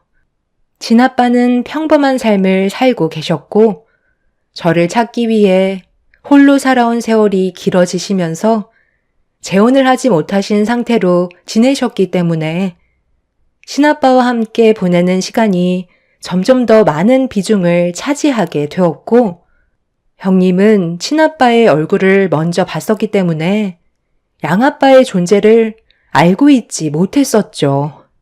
결혼한 지 얼마 되지 않은 형님한테 저희 집안 사정을 전부 얘기하고 싶지 않았어요. 그리고 시댁 집안 식구들 또한 제 집안 사정을 함부로 얘기하지 않았죠. 제 입으로 모든 걸 얘기할 때까지 기다려 주셨습니다.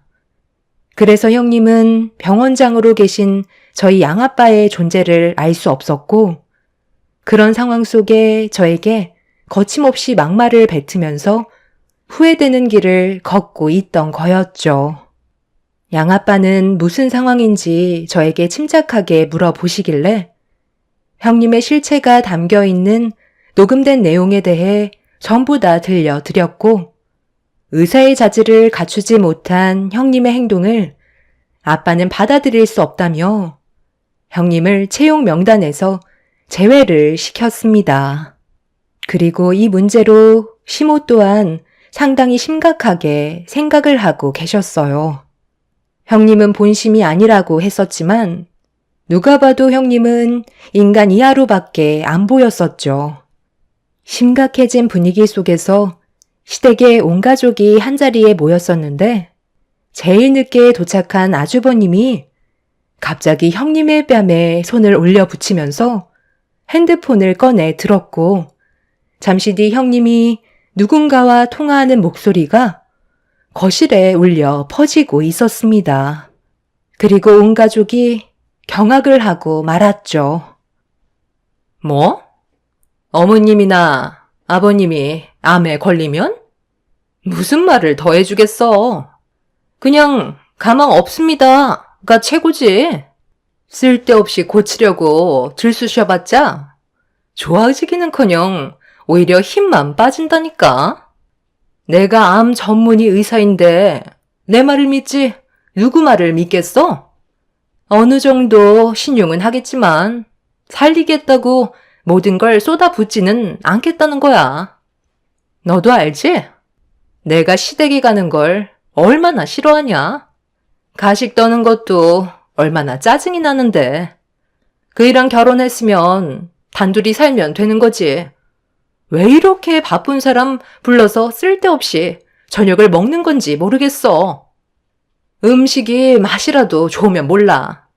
내 인생에 최악의 음식이라니까. 오바이트 쏠리는데 이런 음식을 여태껏까지 먹고 살았다는 게 너무 끔찍해.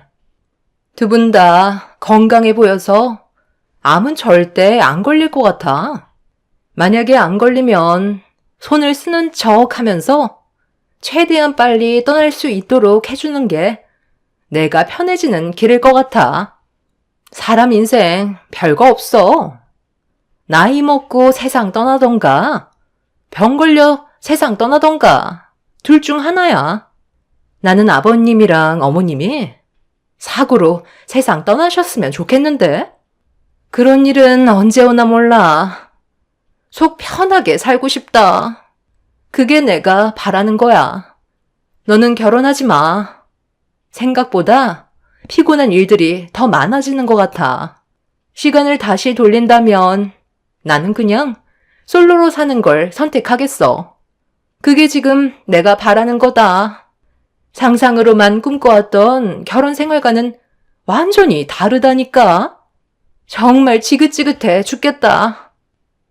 형님이 아침에 베란다에서 커피 한잔하며 지인분과 나눴던 통화 내용을 아주버님이 듣게 되었고 너무 충격적이라 떨리는 손으로 녹음을 했지만 현실을 받아들이기가 너무 힘이 들었던 아주버님은 혼란스러웠고 시간이 필요해 아무것도 못하고 있었어요. 그런데 병원에서 형님의 행동에 문제가 있었다는 걸 알게 되는 순간 아주버님은 형님과 이혼을 결심하셨는지 녹음된 내용을 들려주면서 형님과의 이혼을 준비하게 되었어요. 한 사람이 잘못 들어와 집안을 흐트려 놓았지만 아주버님의 선택으로 형님과의 인연을 끊어버렸고 두 분이 이혼을 하면서 저희 집에는 다시 평화가 찾아오게 되었습니다. 형님은 이혼하는 동안에 진짜 성격이 나오게 되면서 막말을 퍼부었지만 저희 가족은 조금도 동요하지 않았어요. 쓰레기를 상대할 가치가 없기 때문이죠. 저희가 이런 사실을 묵인하고 지내왔었다면 형님은 저희 집안을 무너뜨렸을 테고 온 가족이 상처로만 남아 있었겠지만 가족 모두가 빠른 판단으로 움직였기 때문에 큰 문제 없이 해결할 수 있었습니다. 최근에 소문으론 해외여행을 다녀온 후로 전염병에 걸려 현재 중증으로 입원 중이라곤 하는데 생명이 위태로운지는 확인을 해볼 수가 없어 여기까지만 알고 있습니다. 본인은 살고 싶은지 입원해서 치료를 받고 있는 모습이 참 어이가 없네요. 그 사람의 생사는 조만간 또다시 소식을 들을 수 있겠죠. 앞으로 저희 가족이 언제나 행복한 길만 걸었으면 좋겠습니다. 여러분들께서도 좋은 일만 가득하시길 바랄게요. 감사합니다.